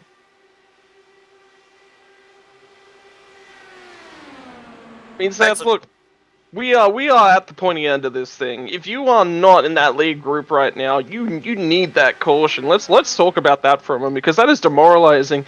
Have a look at the number of cars that we've got on the lead lap of this thing. Have a look at the number of cars that we've got within 5 seconds of the lead of this thing. The guys, Eric Peterson, Bronson Stafford, and Covey Moore and Jim Brooks, that little battle pack right there, they need to go. They've got to. And unfortunately, they've just got to throw fuel right out the window, throw caution to the wind, and just have a crack at it, because if they don't get up to this race now, start driving a few of these guys out their fuel windows and throwing some curveballs at them, this race is going to be over before they can. It's Looks got to like be AJ Hobson may have gotten into Eric Peterson a little bit. Or Eric Schaus, actually. Keep it together, however. You still remain under the green flag. You know, you bring up that point there, Scott. Obviously, these cars are entirely different to stock cars. If you're racing at a super speedway with stock cars, you line up single file nose to tail, that's going to produce the most speed. But with the draft here with these Indy cars, the runs that you get, you really don't have that option going into the corners. I mean, we saw them there all single file, those 5 down the back straightaway, and then they fanned out, double wide going into the corner. How in the world are you able to manipulate a group of drivers to create enough speed to reel in that lead group without running each other over? You got to create what they term the slingshot effect. You build up that huge run, and then the lead car has just got to let it happen. Right now, you're not fighting for position. That's if you want to actually get out there and you want to actually win the motor race, you gotta throw away personal pride right at this phase. Look, 25 laps from now, 20 to 25 laps from now, yeah, 100%. Start fighting the guy. Stop letting it happen. You know, a change of things in the last 10 laps. But if you want to win, if you want to win at the Indy 500, it's the same as any motor race. There is a time for personal pride and glory, and there is a time for teamwork. And right now, that group is in the teamwork phase still. Unfortunately, the guys out in front, they're battling. They're reading each other. They're deciding who is going to build themselves up and have that run on the very last lap. That is happening right now. But much, much further back, it's just not something they can afford to do if they want the win. If they don't think they're capable of the win, by all means, go for it, boys. You know, I've got something to add upon that, which is if you're going up against a friend, I mean, hey, I'm not sure how well these top 4 know each other, but hey, if you're going up against someone that you know and you know how they drive and you know how they race, I mean, does that affect you any? Does that kind of change your mindset of, well, I know they'll do this, but they'll know I'll do that? I mean, does that kind of psych yourself out, or do you just try it anyway? Yeah, in different phases of the race. Look, I mean, I'm always of the opinion that when you're in a major event like this, where you're in what is effectively an endurance event, you're sitting in the simulator for right now we're at 2.5 hours. You know, we're coming up on that 3-hour mark. You definitely have a go time. You definitely have a time where you're punching out laps, and that is part and parcel of it. You're trying to position yourself strategically, but the ultimate goal is to preserve the car, is to preserve your machinery, is to preserve fuel, is to preserve tires. You cannot afford to create an incident for yourself in that early phase of the race, and all these guys are now at the back end of that phase. They've got to pick a lap number. They will have a lap number in mind whereby they will just go for it and throw caution to the wind and not really care. And I mean, look at Rick Ravon right now. He's obviously, the position that he's in, he's past that lap number because of where he is on the on the racing circuit. He's right, but in that lead group, and that is not good for him. He needs to get that lap back. He needs a caution to come his way, but he's also going to make sure that he's there ready to take it. And unfortunately, that means he's got to take a few extra risks. And you know what? That doesn't play into the leader's hands, because if he's right there and he's running with Polo Hernandez, that guy doesn't want to take risks. He's at the lead of the motor race. He's got control of this thing. He's doing everything he needs to do to win this. And to have a lapped car that is fighting for lead lap status, you're at this really pointy end of the motor race that actually tells a much, much bigger story, and it throws another spanner in the works that he just doesn't want there. I mean, here's the thing. If I'm the lead car, if I'm Polo Hernandez, I'm rooting on Rick. I'm saying, yeah, keep on, keep doing that, keep doing that. If I'm two guys behind him, Henry Bennett or Matt Wagner, my apologies, yeah. Or, sorry, Forsyth and Bennett, I'd be screaming, like, what are you doing?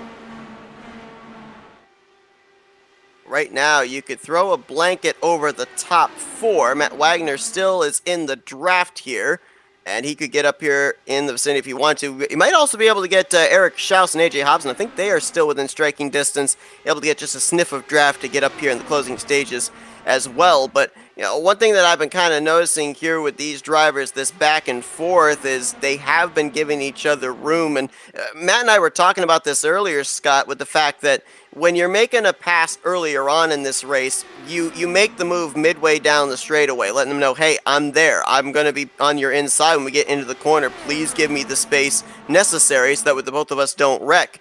When we start getting into the latter portions of the race, that's when we start to see the late moves take place. I can't Yeah, even 100%. imagine. Oh, my apologies. No, we both got the same idea, I think. Yeah, you're 100% right. You want to throw it late. I mean, if you talk about road courses are a really, really good sort of pseudonym, a good way to talk about the way that the IndyCars go out and do their job, because it is very, very similar. You're going to want to pull out late, and you're 100% right on that, and the reason for it is all of a sudden preservation and letting that guy ahead know what you're doing, not important anymore. You want to hold all the cards. You want to play your cards late. I mean, it's like showing up to a poker table, right? And just laying down that you've got an ace and a 4 at the start of the hand. 5 and a 6 flop out on the table. All of a sudden, you've got a reasonable hand, and then all of a sudden, the hand just goes completely and utterly away from you. You just don't want to show that hand to everybody. You ain't going to show that. Why? Why would you? There's no benefit to it, except to your ego, So, look, these guys, they're in. It is. This, I think, is probably the hardest phase of the race, because you've got to know when to switch on, and it is a difficult number to just sort of imagine. But I imagine we're there now. We're only 14 laps, boys, before we decide a winner. See, I can't even imagine the kind of pressure they're going through. Like, again, I had pressure on pacing just to make sure I don't wreck the pace car, but they're going to win the race. I can't even imagine what they're feeling right now of, hey, listen, this is my shot. I mean, obviously there's a prize on the line, but this is my shot to win this race, and there is a bit of prestige with it, and there is a bit of cash with it too. And let's not forget, too, Scott, you touched on this. 200 laps, and we've now entered into the third hour of this race. What these drivers have been asked to do is go through a 200-lap marathon. We call it an endurance race for the cars, but how about for the drivers, both physically and mentally? And you're being asked in the final 10 laps after running 190 circuits, oh yeah, you got to go out there and you got to make these cat-like reflex moves to try and pick up the victory. Cat-like reflex moves at what, 200 miles an hour? Yeah. Yeah, this is crazy. Look, this is definitely where I'm out of my element. I could not be able to do what these guys are doing. I'm good at endurance racing. That's definitely my forte, but not to the same sort of level that these guys are doing it. Well, it's every corner you have to start looking so much ahead, and you have to start planning your moves so much farther than you would, and even like you were saying, a 11 Cup or World Endurance car. I mean, it's just a different, I guess, different animal altogether. But that's the benefit of motor racing, right? It's not like soccer, it's not like football, it's not like any of that where every single time you take to the field, you're taking to the field in a consistent basis. If you all of a sudden lose your contract in one series and you up and move over, take a look at Roman Grosjean and Scott McLaughlin, both of those guys are definitely going through that this year. You're on a brand new field, the ball is a different shape, the ball runs at a different speed, and the skills required are completely and utterly different. Yet those guys are still showing that they've got the pace and they know exactly how to do it. And have a look at these guys out there tonight. I'm sure, without a doubt, we'd have some road races in the field. We'd have. I mean, look at this. I mean, Forsyth and Wagner are really just kind of holding the banner for the Dark Horse guys, while Henry Bennett and Polo Hernandez, hey, they're the single race guys. They just came here for this Indy 500. So they're just trying to win this event. So, I mean, I think there's a little bit more. I mean, Forsyth, obviously, he wants to repeat, but Polo Hernandez, the only thing he's got in his mind is winning. I don't know if he plans to race any more races next season. Any more races that we know of, he'd definitely still be on the iRacing platform. That's, I mean, that's what I'm after. Ah, yes. Come on, Matt.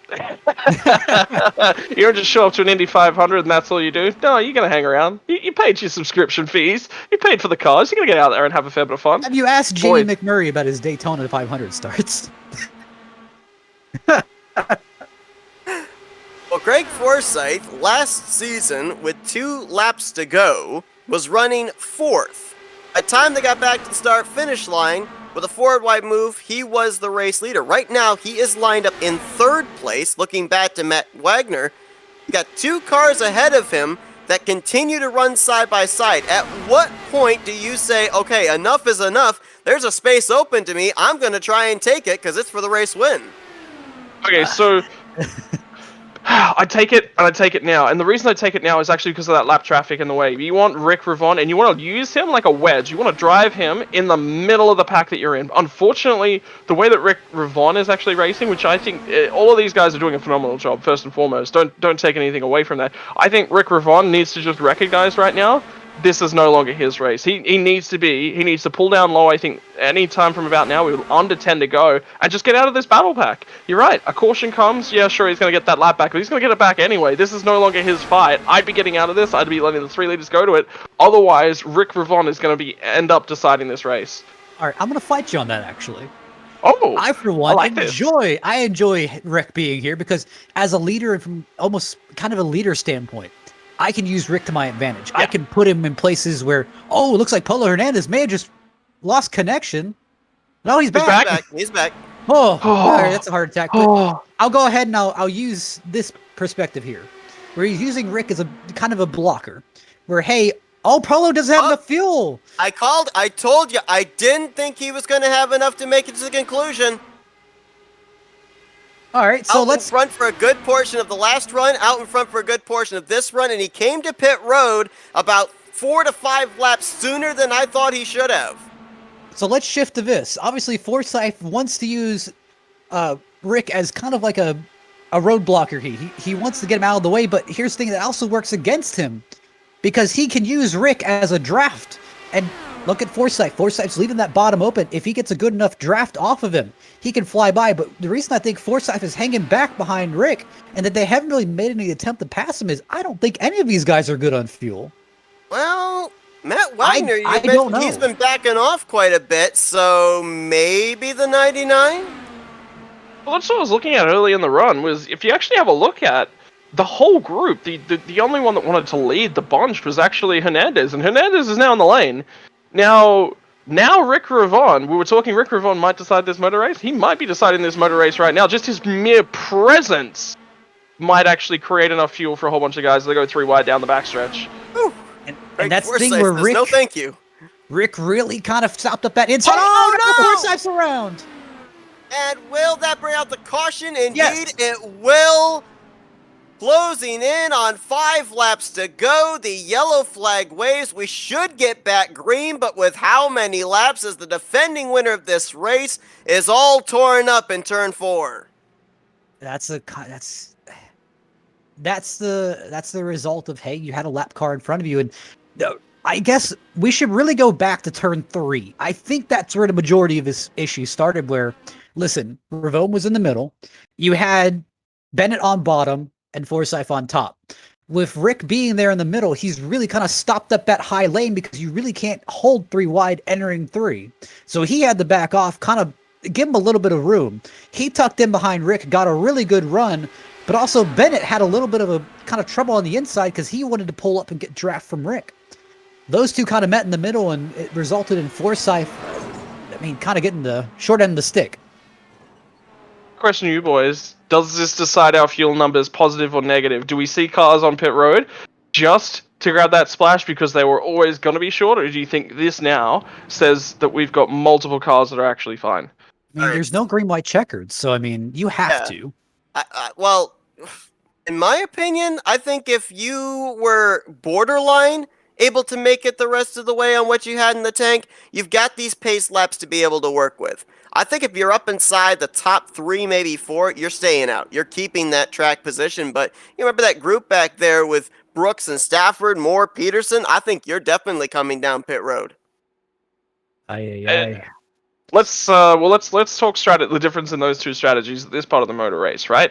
Now, normally in a stock car setting, you've got 4 cars to go. You've got a couple of laps here to go before the checkers, right? You want to grab those. If you're right at the back end of the lead lap, you're going to come down. You're going to come grab fresh tires because 1, there's no penalty to it. You're not going to be losing any positions. 2, the difference between the old tires and the new tires are so dramatic. But this is IndyCar. This is completely different. These cars handle completely different. So that changes the equation once again. Are the cars able to get home on the tires that they were currently on? Absolutely. There shouldn't be any difference here whatsoever. Do you think there's going to be guys still coming down pit lane? I think they lose too much. Yeah. If they come down pit lane and they lose 1 or 2 places, we are going to have 1 or 2 laps to go. I'm gonna play remember that. devil's advocate here. I want fresh tires. I mean, here's the thing. They've been on these same tires for about 30 laps. I mean, here's the thing. I'm just trying something different because I'm looking at Bronson Stafford here. He was in P8. Yes, you've lost 2 positions effectively to get a little bit extra fuel to make sure you're 100% safe, and you got fresh tires in the rest of the field.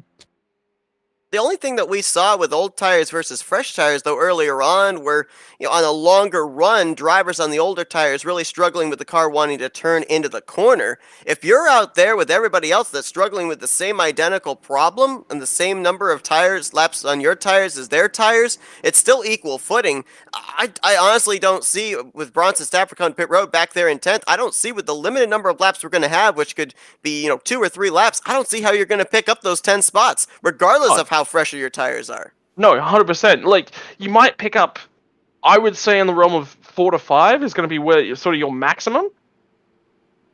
But that's it. That's it. I mean, I'm going to tell you, Steph, this stat line at the end of the race, regardless of whatever Matt Wagner finishes, it will not tell the full story of this race. No, not at all. It looked like the Rocky Mountains or something there. We noticed this strategy here by Henry Bennett. When the caution came out, he continued to race it all the way back to the start-finish line, and then threw the clutch as soon as he hit the start-finish line. He has spent a good lap and a half ahead of the pace car, which just now picks him up, so he obviously was saving a ton of fuel right there. I mean, he had obligations, right? He had to get out in front of these guys. And he wanted to make sure he ticked off the lap, that he's going to lead the field under pacing. He's, ticking all of his boxes, and he's also ticking his fuel boxes. He wanted to make sure as well that he was maximum distance away from Matt Wagner. He doesn't want to give Matt Wagner any information. Remember I was talking about the analogy of playing with your poker cards face up on the table? He's made sure that he's got his poker cards face down. They're underneath his arms. And he's got something underneath him to make sure that he's confident that there's nothing doing as well. He's playing him close to the chest, boys. 3 laps. We got 3 laps left at this stage. The next time by, is that lights out the safety car? It is. We got 3 laps. It is indeed. This caution changed things for 2 drivers. For Craig Forsyth, he will not be a back-to-back Indy 500 champion. He is taking his car to the garage. More than likely will finish around 17th. And Rick Ravon, who was not involved in that incident, he was in the vicinity, but not the cause of that wreck. He was the free pass car, so we will have 11 drivers on the lead lap here for a 3-lap shootout to finish out what's been a crazy race here at Indianapolis in the Indy 500. One more thing to note before we go back to green. Does Henry Bennett have damage on that right-hand side of the car? I don't think he does. No, me neither. I don't think he does, but it's still a question mark that we're going to find out in about 3 corners time. Got a really good jump off the line. But is that too big a jump? We've seen how 2nd, 3rd, 4th, how they can reel in the race leader if he has too big of a gap between himself and his competition at the speedways. Really all depends on how much fuel's in the tank for the 99 if he's willing to push it. Boys, I'm excited. I'm always excited at the end of back end of motor races, though. This is where the boys become the men. This is where you win things. This is where you put all of that effort you've put into this race over the entire distance, and you suddenly say, "I want to win this race, and I am not giving this thing up." Matt, I don't know if anyone halfway- wants to lead here. But halfway through the race, would we have said later on that Matt Wagner was leading this race? I don't know. Definitely, he had to be the biggest wild card, but I don't know if I want to lead this race with 2 laps left to go because I think there's something wrong with Henry Bennett's car. But I mean, here's the thing: that still leaves the door open for Eric Schaus and AJ Hobson to make a last lap dash. Oh! I tell you what, Bennett is struggling. Bennett is deep mired in the traffic. AJ Hobson come a mile up the track on the exit of 2 there, nearly collected him. That would have been two incidents in the last sort of 5 laps. He's in trouble, is Henry Bennett. Schaus tries the top side there through 3 and 4. Can't quite get alongside just yet. He'll try and see what he can do on the front straightaway here. Coming to the white flag here at Indy. Usually, I'd say you have to make him pass you on the outside, but I think the outside has enough grip to complete the pass. It's tight, boys. It's tight. Matt Wagner's going to send it down the inside off of 1 and 2. It is coming back. There is going to be 2 corners to run. Has Matt Wagner sealed the deal? He's leading. Not by a lot. Down to the apron on the inside. No draft available for the guys on the high side. And Bennett goes at him. 3 wide into turn 3. Bennett goes to the point. Oh, wreck in the back. That's There's a ground. Is that Peterson. Henry Bennett going to take this thing? Wagner gets the run. Is Wagner going to win the Indy 500? He's there. He's thereabouts. It's decided by winning. Inches. Wagner. Inches in it. Matt Wagner by Wagner. a wing. Holy cow. Well, that's going to be one amazing bar story later. Oh my god, you're not kidding. Halfway through this race, folks, on a green flag pit stop, he blinked across the start-finish line. It didn't score him on lap 52. And now he's going to be the winner of this race. Definitely scored him as the leader of the completion of lap 200. And think about last season, too. Wagner was up in the top 5, had a shot with 3 laps to go to win that race. Brought out the last caution of the day, limped it home to 12th. So if you took last year's race stats and compared them with this year's race stats, I think you'd probably have the Rocky Mountains, the Andes Mountains, I don't know, throw the Appalachian Mountains in there. You'd have quite a graph. Look, the one thing that being that mired back in the traffic and driving through it towards the very end of the race definitely tells you. What that says to me is that you know that you've got a fast race car, you're confident of your abilities through the traffic, you're just confident of your abilities full stop, and so when you come to a restart like that, you've done all the hard yards. You've gotten yourself up to the pointy end of this thing, and then he managed the traffic, he managed the draft, he managed everything on the final lap perfectly like he's been doing all day. None of these other guys have had to do that much work through the traffic all day long. He has. How about Matt Wagner's season? Started off the year on fire, picked up the win in the season opener at Auto Club.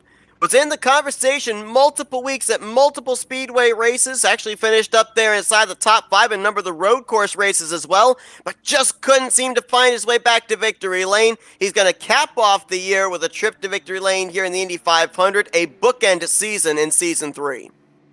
Man, he won that just barely by the nose cone. 18 1,000ths is what they're saying on the scoring pylon. And this is all about 220, 225, mind you. Boys, I think that What a finish race. is worth another look. can we go like can we just run that last lap again for the next hour? That was enjoyable. That thing on loop. We thought Henry Bennett was out of this thing. He was able to get a run into turn 3 wide. I thought for a brief moment he actually had won this race. I thought he did. I honestly, coming off the 3 and 4, he was ahead, but I thought he had the momentum. I didn't think the closing speed was going to be enough. We entered the pit road entry line to run to the flag, and I was like, oh, Bennett's got this. There's no way that Wagner is going to get his way back on. But he did. What a drive. And look, there was a wreck in the background. A whole bunch of guys won't actually take the line with the cleanest cars that they've had all day. Like, look at Rick Ravon, 31 seconds down off of the leader. I mean, we're a 40-second lap. That's just purely from crawling that car across the line. Bronson Stafford was involved, a whole host of lap traffic. There's so many cars out there in that field as well that have had a long day, that have had a day marred with damage, with issues, you know. And one of them's Matt Wagner. Yeah. And think of it is too, if you look at some of these other guys, you know, it took them until the closing stages of the race for it to go a little bit downhill. Polo Hernandez, I think he led the most laps here today, either he or Henry Bennett, because those two kept seeming to swap the race lead back and forth on these green flag runs, but couldn't make it on fuel. Caution comes out. He was on the tail end of the lead lap, but it had him mired back around the 9th, 10th position on that final restart, and he was only able to work his way up to 7th. I mean, I'm just having a look at it. He had a clean car at least, so at least he made his way through all the traffic, and he wasn't caught up in that. You know, there is a nice story there. I mean, he led the most laps. You talked about it. He burned the most fuel of anyone in the race, if that's what he was doing. Boys, what a day! What a day! I'm annoyed for multiple reasons. First and foremost, I got my time conversions wrong, and that's led me to miss. First and foremost, I'm a racing fan. I would not be sitting in this commentary box if I was not a racing fan. I do this out of pure passion, and what I saw out in that racetrack for the short while that I was here just incited that passion. You know, it's you talk about Polo Hernandez, who led such a massive amount of laps. Is going to burn more fuel than the rest of the competition. He's still there in the equation. We were talking about him in the equation the whole long. I'm going to talk about Bronson Stafford for a moment. I've seen that guy race stock cars. That guy can drive, right? But Indy cars are just such a different equation to get your head around. And at the same time, you as a driver, you want to enter yourself in events like these because they are the Indy 500. These are prestigious. You don't just look at the Indy 500 and go, that's easy. It's same as Bathurst for me as an Australian. I just don't look at Bathurst and go, I'm going to jump in the car. I'm just going to run around that thing. It'll be easy as pie. You know it's not. Because you know it's not from real life. You know that professionals make mistakes, right? And when professionals make mistakes and struggle in conditions, and we've seen professionals struggle at the Indianapolis 500. There is not an Indy 500 in years that has gone green. Correct me if I'm wrong. It is professional racing. It takes extreme amounts of skill. When you make a mistake at 200 plus miles an hour, it is disastrous. And we've seen guys race cleanly, you know, for 203 laps. What a day. You can't ask for more than that. And to your point, too, you know, a lot of the wrecks that we've had here today have taken places in different vicinities of the track, and a lot of them have just come down to maybe just slight mistakes. It hasn't been that a driver has completely blown a corner or they've completely pinched another driver down. Nothing like that. It's just been small, minor mistakes. And you said, with the fact that they carry over 220 miles per hour, that tiny little mistake can have very catastrophic results. Is a lot of the guys that, you know, we looked at as possibilities to win this race. By the time we got halfway through this event, they were back in the garage area. We saw Craig Forsyth. We thought, could he be able to go back to back? He got involved in a late race incident, and I find this really ironic because I just remembered back. I've mentioned this all day long. Matt Wagner was involved in a wreck that eventually led to Craig Forsyth winning the Indy 500 last season under the caution flag. This year, it is Craig Forsyth involved in a late race wreck that brings us to a late race restart, and who wins the race? Matt Wagner. So it all seems to come full circle. So look, I'm tipping for 2022. Both of those guys will be the recipients of the wreck. So who decides wins? the race. Who wins for that one? Somebody else wins. Yeah, so Nick somebody else. Nick DeGroot, last year's runner-up, and Henry Bennett, this year's runner-up, they tie for the win. That's it, boys. Look, I've just gone back over that last little lap incident. Go and have a look at it from Polo Hernandez's shoes. He has had a 200 mile an hour flight and fright to remember. That if that's your last lap of the Indy 500, you're going to be remembering that thing for years, whether or not you run it. Yeah, I believe that the two drivers that actually got together up into the outside wall were Eric Peterson and Bronson Stafford. Both of them managed to get their cars back to the start-finish line. Stafford finishing 9th and Peterson finishing in the 11th position. And again, as well, we're focusing here on Matt Wagner with this victory. We will be talking with him momentarily in victory lane, but got to give congratulations as well to Robert Mileska III on winning the championship here this season. 10 victories, a total of 14 top 5s and 15 top 10s in the 15 starts that he made this season. And also a congratulations to Twisted Trojan Motorsports with Mileska III, Dylan Moskowitz, and Jeff Heisong. They're going to win the team championship here for Season 3. Again, you talk about endurance races. Championships are the pinnacle of endurance races because they are. They're not just an Indy 500. You can't win a team's championship just by winning one race. That'll never happen. There's a season long. They are everything in terms of the pinnacle of motorsport because you have to compete against multiple drivers from other teams. So that automatically just rules luck out of the equation. That takes consistency. That takes determination. It takes grit. It takes earning respect to your competition. Respect in motorsports is just such an important aspect. I constantly talk about it during our other broadcasts. You don't race around the guys that you're racing around and have your actions impact the way that they handle you as another driver, the way that they talk to you, the way that they interact with you out on the racetrack, the way that they interact with your teammates out on the racetrack. So to be able to come out and win a team's championship, what that means is you've garnered that respect, you've pushed for the holes when you know that they're there, you've talked to the guys who you've had contact with and you've come to blows with, and you've managed those relationships, but also you've been consistent and on track, you've done your practice, you've done your hard work, you've raced to the absolute limit of the cars on multiple occasions, and you've come always, standing at the top. And you talk about singular championships. If anything, I think teams championships are harder because you've got to do all the things that you've got to do to win a driver's championship across one car, and you take that and you do it across two. Let's say we could talk with some of the drivers that took part in today's 200 lapper. Last time we were at a 2.5 mile speedway was Pocono, and this guy went to victory lane. He's going to finish 3rd here today in his first Indy 500 here in Season 3. Let's talk with Eric Schaus. Hey Eric, it's Scott, Matt, and Seth up here in the FRM booth. You got us? Hi, gentlemen. How are you?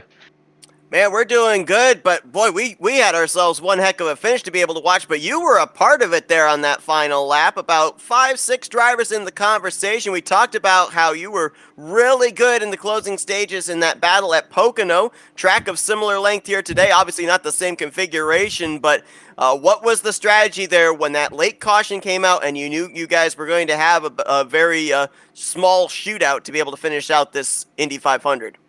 Yeah, I was pretty glad to see that caution come out. I was right on the edge of fuel. I could have made it, but I might have had to run map 5 all the way to the end, which, is no good if I'm trying to battle it out in the front there. So having that come out was nice. It allowed me to go down to map 1 and really keep my foot in the throttle for most of it. Unfortunately, just going into 3 on that last lap when we went 3 wide, me being on the outside, it was hard to just hold my momentum up. I didn't take the line quite the way I intended to, and at that point, it was really just Matt and Henry up front, and I was just trying to hang on for 3rd. So, Eric, I gotta ask, on that last lap when you saw Henry Bennett in turn 3 shove it down to the bottom, do you think he was going to take everyone up top with him?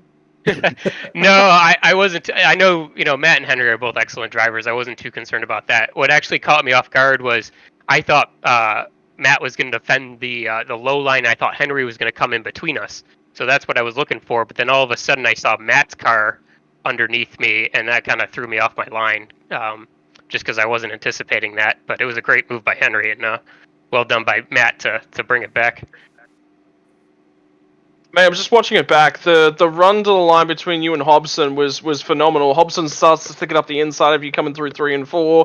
Are you worried for a moment that you were about to lose the podium at the Indy 500, or do you think that you got that guy covered coming through to the checkers? Honestly, I don't think I was too concerned there. I know if you hold the outside line through 4, you usually have the momentum coming out, and unless he's got a nice draft and can really slingshot past you, it's pretty tough. So I felt okay. So, Eric, we documented that you started this race from the 25th position, didn't lay down a lap time this past Wednesday in qualifying, so subsequently started towards the rear of the field. We talk about how this type of a race in its longevity is an endurance race. Describe for the folks at home just how difficult it is to pace yourself in a race like this, having to pass cars from back to front to make sure that by time you get around to that final lap, you're going to be up there in the conversation for that checker. Yeah, well, I figured, I don't qualify well here, so I figured whether I qualify 15th or I just start in the back at 25th, with such a long race, it's, there's no difference to me. If anything, it's better than being in the middle of the mix as people are trying to figure out the track, causes cautions, all kinds of things that can be dangerous. So yeah, starting in the back, it was really just about pacing myself, running map 5 the whole time, letting people by if they wanted it, don't tear up the tires, and then pitting with the leaders was part of my strategy. Even if I was 4 or 5 seconds behind them, if I could have a good pit, maybe I can catch their toe on the way out and jump a couple people in the pits that way. And it seemed to work out pretty well. Well, Eric, congratulations on a third-place run here today. Your first Indy 500 here under the Dark Horse IndyCar Series banner. Good to be able to see you close out the season on a high note. You had that victory back at Pocono. You've had a very good season overall. Going to be finishing, I believe, 4th in the overall standings here. Congratulations. We're going to let you do some thank you sponsors and shout-outs. All right, thanks, guys. Yeah, thanks to all the guys over at Dark Horse putting on this league, Eric Peterson and Charles T and everybody else, all the other admins. I appreciate the league a lot. Thanks to you guys at FRN for putting on this show. Thanks to HyperX for sponsoring the league, and thanks to my wife who's usually watching, and appreciate it. That's Eric Schaus. Closes out the season with a third-place run here today in the Dark Horse IndyCar Series Indianapolis 500 presented by HyperX. Congratulations, Eric. We look forward to seeing you carry this momentum into the 4th season. Thanks, gentlemen. Doesn't look like we have our second-place finisher, Henry Bennett, available, so let's go right down to victory lane and talk with two-time winner on the season and your Indianapolis 500 winner. That is Matt Wagner. Hey, Matt, it's Scott, Matt, and Seth up here in the FRN booth. You got us? Loud and clear. All right, so we're going to get to how you feel with your race victory here tonight in just a moment, but I want to go back to a moment that kind of really changed the landscape of the race and set us up for the storybook ending at the finish. You ended up having a green flag pit stop, you come down pit road, you blink out, across the start-finish line, it has you scored 1 lap down. How difficult is it at a track and a race with such prestige as this to keep yourself mentally focused, to stay in the game and say, hey, there's still a long ways to go, I still got a shot at this thing? My whole plan was to just keep focused, keep doing what I'm doing, and keep saving fuel, and try to keep, I know Teed was right behind me. He was looking for the lucky dog as well. And I wanted to keep a car between me and him. And at that moment, a caution came out. Oh, what a sign of relief that was, just to get back on the lead lap. But patience paid off. So I've got to ask in full honesty, did you actually think you would catch him by the end of the straightaway, or were you just kind of like, well, we got to make it look convincing? Oh, God. Man, I really, I'm just in shock that I won. It's A story. I'm still in shock. To beat Bennett out of all people that I race with day in and every week, actually. Not day in, day out, but every week on Tuesday nights. But that made it so much sweeter. As in, am I picking up? I feel like I'm getting a lot of respect, and I'm not picking up bad vibes between you and Bennett. But it was amazing, right? I mean, the things and the questions that I actually want to ask you at this point is, you've been in traffic all day long. That is one of the benefits of having something, like a failure, come into the things, is that you've got to race through traffic. So that tells you a few things. That tells you, 1, I'm good on fuel. I know how to manage the fuel margin. 2, I know how I can manage the track. I know I can complete the passes. I know I can get ahead of these guys. 3, I've got the strategy. I've got the brains. I've got the car management. I've got the tire management. I've got everything to win these things. Do you think you had more confidence on the last lap? Or do you think you had less confidence because of everything that you've been through today? I knew when I was looking in my rearview mirror, and I was thinking about I should have went really low, and that's no, he's going to try and push the middle. Then he'll probably get the run off the corner. And I'm like, oh god, he pushed it 3 wide. So I was prepared for it. As hopefully I would catch his draft on the end, which I did, and I ended up trying to. I'm not sure how good these cars are side drafting, but by God, thank you for the side draft. Now, Matt, this is the second straight season in Indy 500 that we've had a late race yellow kind of determine out the finish. But let's talk about the elephant in the room. You guys were very close on fuel before that caution flag came out. Would you have been able to make it back to the checkered flag had we not had those pacing laps, or were you going to have to come to pit road before the conclusion? Oh, I would have had a gallon and a half left. If I would have ran, I'd start running fuel rich mode about 9 laps to go, and I was good to the end. All right, well, Matt, we talked about the fact you started out the season really well with that trip to victory lane at Auto Club. You cap it off with a victory here at Indianapolis. So what's the confidence level now for you heading into Season 4 of Dark Horse IndyCar Series? I am looking forward to it. I'm sorry to say, but I'll be putting rest to Speedy Snails Racing, but it was a good run. I had couple of people. I know I had a couple of people drop out, but I will be joining a new team, and you guys will find out here shortly. I'll post it up in the chat. You'll find out at the beginning of the season. Well, you heard it here first, folks. Speedy Snails Racing now will be escargot at a French restaurant near you. Matt, congratulations on the victory. Hell yeah! I'm pretty hungry. Dude. I gotta pee, guys. But hang on, Matt. You have time to do some thank you sponsors and shout outs before that. I'm gonna shout out to my nearest bathroom. I will be locating here in the next couple minutes. But anyway, hey, I got a shout out to a glass of milk. Yeah, agreed. But you guys did a fantastic job all season long. Just kept everything all nice, and oh god, you guys are very entertaining behind the mic. God, I don't know who to thank. I think to thank Charles Teed for bringing me in this league. It was so much fun. I had a great time this whole season, but probably one race I really struggled the most was Silverstone, and that was quite disappointing. But other than that, I had fun at every track, and God, I'm excited. Let's kick off next season next week, but unfortunately, that's not going to happen. Well, Matt Wagner, what a way to cap off his season here. Second trip to victory lane, and it's a big one. The Indianapolis 500 here today in the Dark Horse IndyCar Series. Congratulations, Matt. We'll let you go, but congratulations on the victory. And we look forward to seeing you carry this momentum into Season 4. Hell yeah, guys. We'll talk to you later. Congrats, buddy. All right, so who wants to lay down? Who wants to lay down bets? The fastest lap time of the day versus whether or not he's going to break that record getting to the bathroom. It was actually considerably slower than last year, surprisingly. Yep, that's true. I think the fastest lap that was laid down today was by Rick Rivon at a 40.509, and I think you said, Matt, that it was like a 33-second lap time last season. 40.333. Yeah. So can I just say one thing about that that end of the race interview? Did he say we were entertaining? What broadcast is he listening to? I mean, as long as we're awake, we're entertaining. Speak for yourself. Oh, okay, all right, calm down.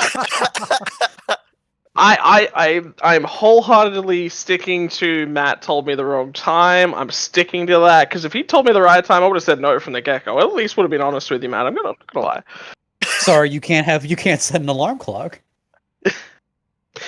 Look, the difference between getting up at 2 a.m. and getting up at 5 a.m. is a long way, my friend. And I had That's a long why day I asked yesterday. you, hey, are you okay to wake up at this time? Guys, FRN goes to group therapy after this race. That is for sure. The good news is that Matt Wagner woke up in time to be able to race in today's event because he was able to win the race and take the checkered flag. So congratulations to him. 18 one-thousandths of a second. I do believe that actually is the closest finish this entire year as well for Season 3 of the Dark Horse IndyCar Series. So what a great way to have a photo finish to cap off the season. And again, congratulations to Robert Malesko. III. Unfortunately, we weren't able to talk to him here tonight in winning the championship, but nonetheless, champion here in Season 3 of the Dark Horse IndyCar Series. He, along with Nick DeGroot, they'll be trying to battle it out in Season 4 to see who'll be the first two-time champion, and I guarantee you, Wagner, Schaus, there's some other drivers there, Covey Moore. I think you're going to see some pretty good battling to see who's going to be able to hoist that championship trophy in next year's schedule. Yeah, I mean, you just have a look at the names that were out there today and the names that fell by the wayside. Like, it's... How often do you see a race of this sort of quality with that many drivers still on the lead lap and still battling for position at the end of 200 laps? It's an Indy 500. It's a long distance. You know what's a long distance? Championships, baby. Who's keen for next season? I'm with Matt Wagner. Can we start straight away? First race of the new season kicks off in about now. Yeah, let's rack them up. Actually, Let's rack them up and do it again. But I believe it was June 16th. There should be a Wednesday. It would be at Michigan. I was going to say Martinsville. That'd be terrifying. Martinsville. Man, I'm down for that. It's going to be at Michigan International Speedway. And we saw how much fun it was, I believe, previous week. Was it last week? It was. Oh, well. Yep. But we saw how much fun it was with that setup, and I think they're bringing the same car back. So that's definitely going to be a bit interesting to see how we kick off the season with that.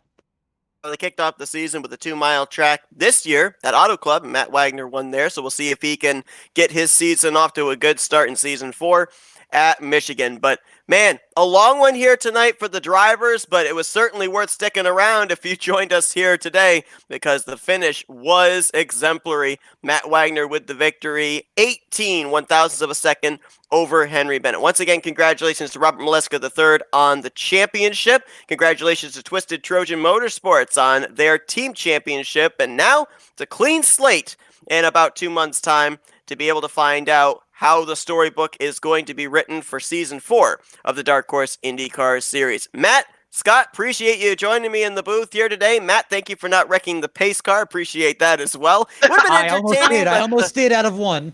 Oh, sorry, out of four. You shouldn't have admitted that. You looked good. But thank you guys for joining me in the booth. It's been a blast. Oh, man. For all the time that I was here, I actually enjoy the Indy 500 more than you'd think. A lot of guys will show up and go, it's just a big draft battle. It's this. It's chess. It is the highest speed, highest intensity game of chess that you can get. I mean, fuel strategy, tire strategy, when do you pit, when does your window open, playing with all those numbers. I'm not good enough to do it. These guys clearly are. We're going to be bringing you coverage tomorrow night of the Clutch Drop Cup Series at Dover International Speedway, so be sure to tune in to that as we will be at the Monster Mile green flag to fly at 9 p.m. Eastern Standard Time. But once again, thank you to everybody that tuned into our coverage here today of the Indy 500. It's been a good one, and Matt Wagner is your winner. He and his team get to do the hat dance and kiss those fabled yard of bricks on the front straightaway. For Matthew Rodriguez, Scott Rankin, I'm Seth Cole. Thanks for joining us here today as you've been watching another broadcast courtesy of the Flat Out Racing Network. This broadcast is the copyrighted work of Flat Out Racing Network and may not be rebroadcast, retranslated, or used in any form without the express written consent of Flat Out Racing Network and iRacing.com Motorsports Simulations. Flat Out Racing Network would like to thank you for your support, and we hope you enjoyed tonight's broadcast.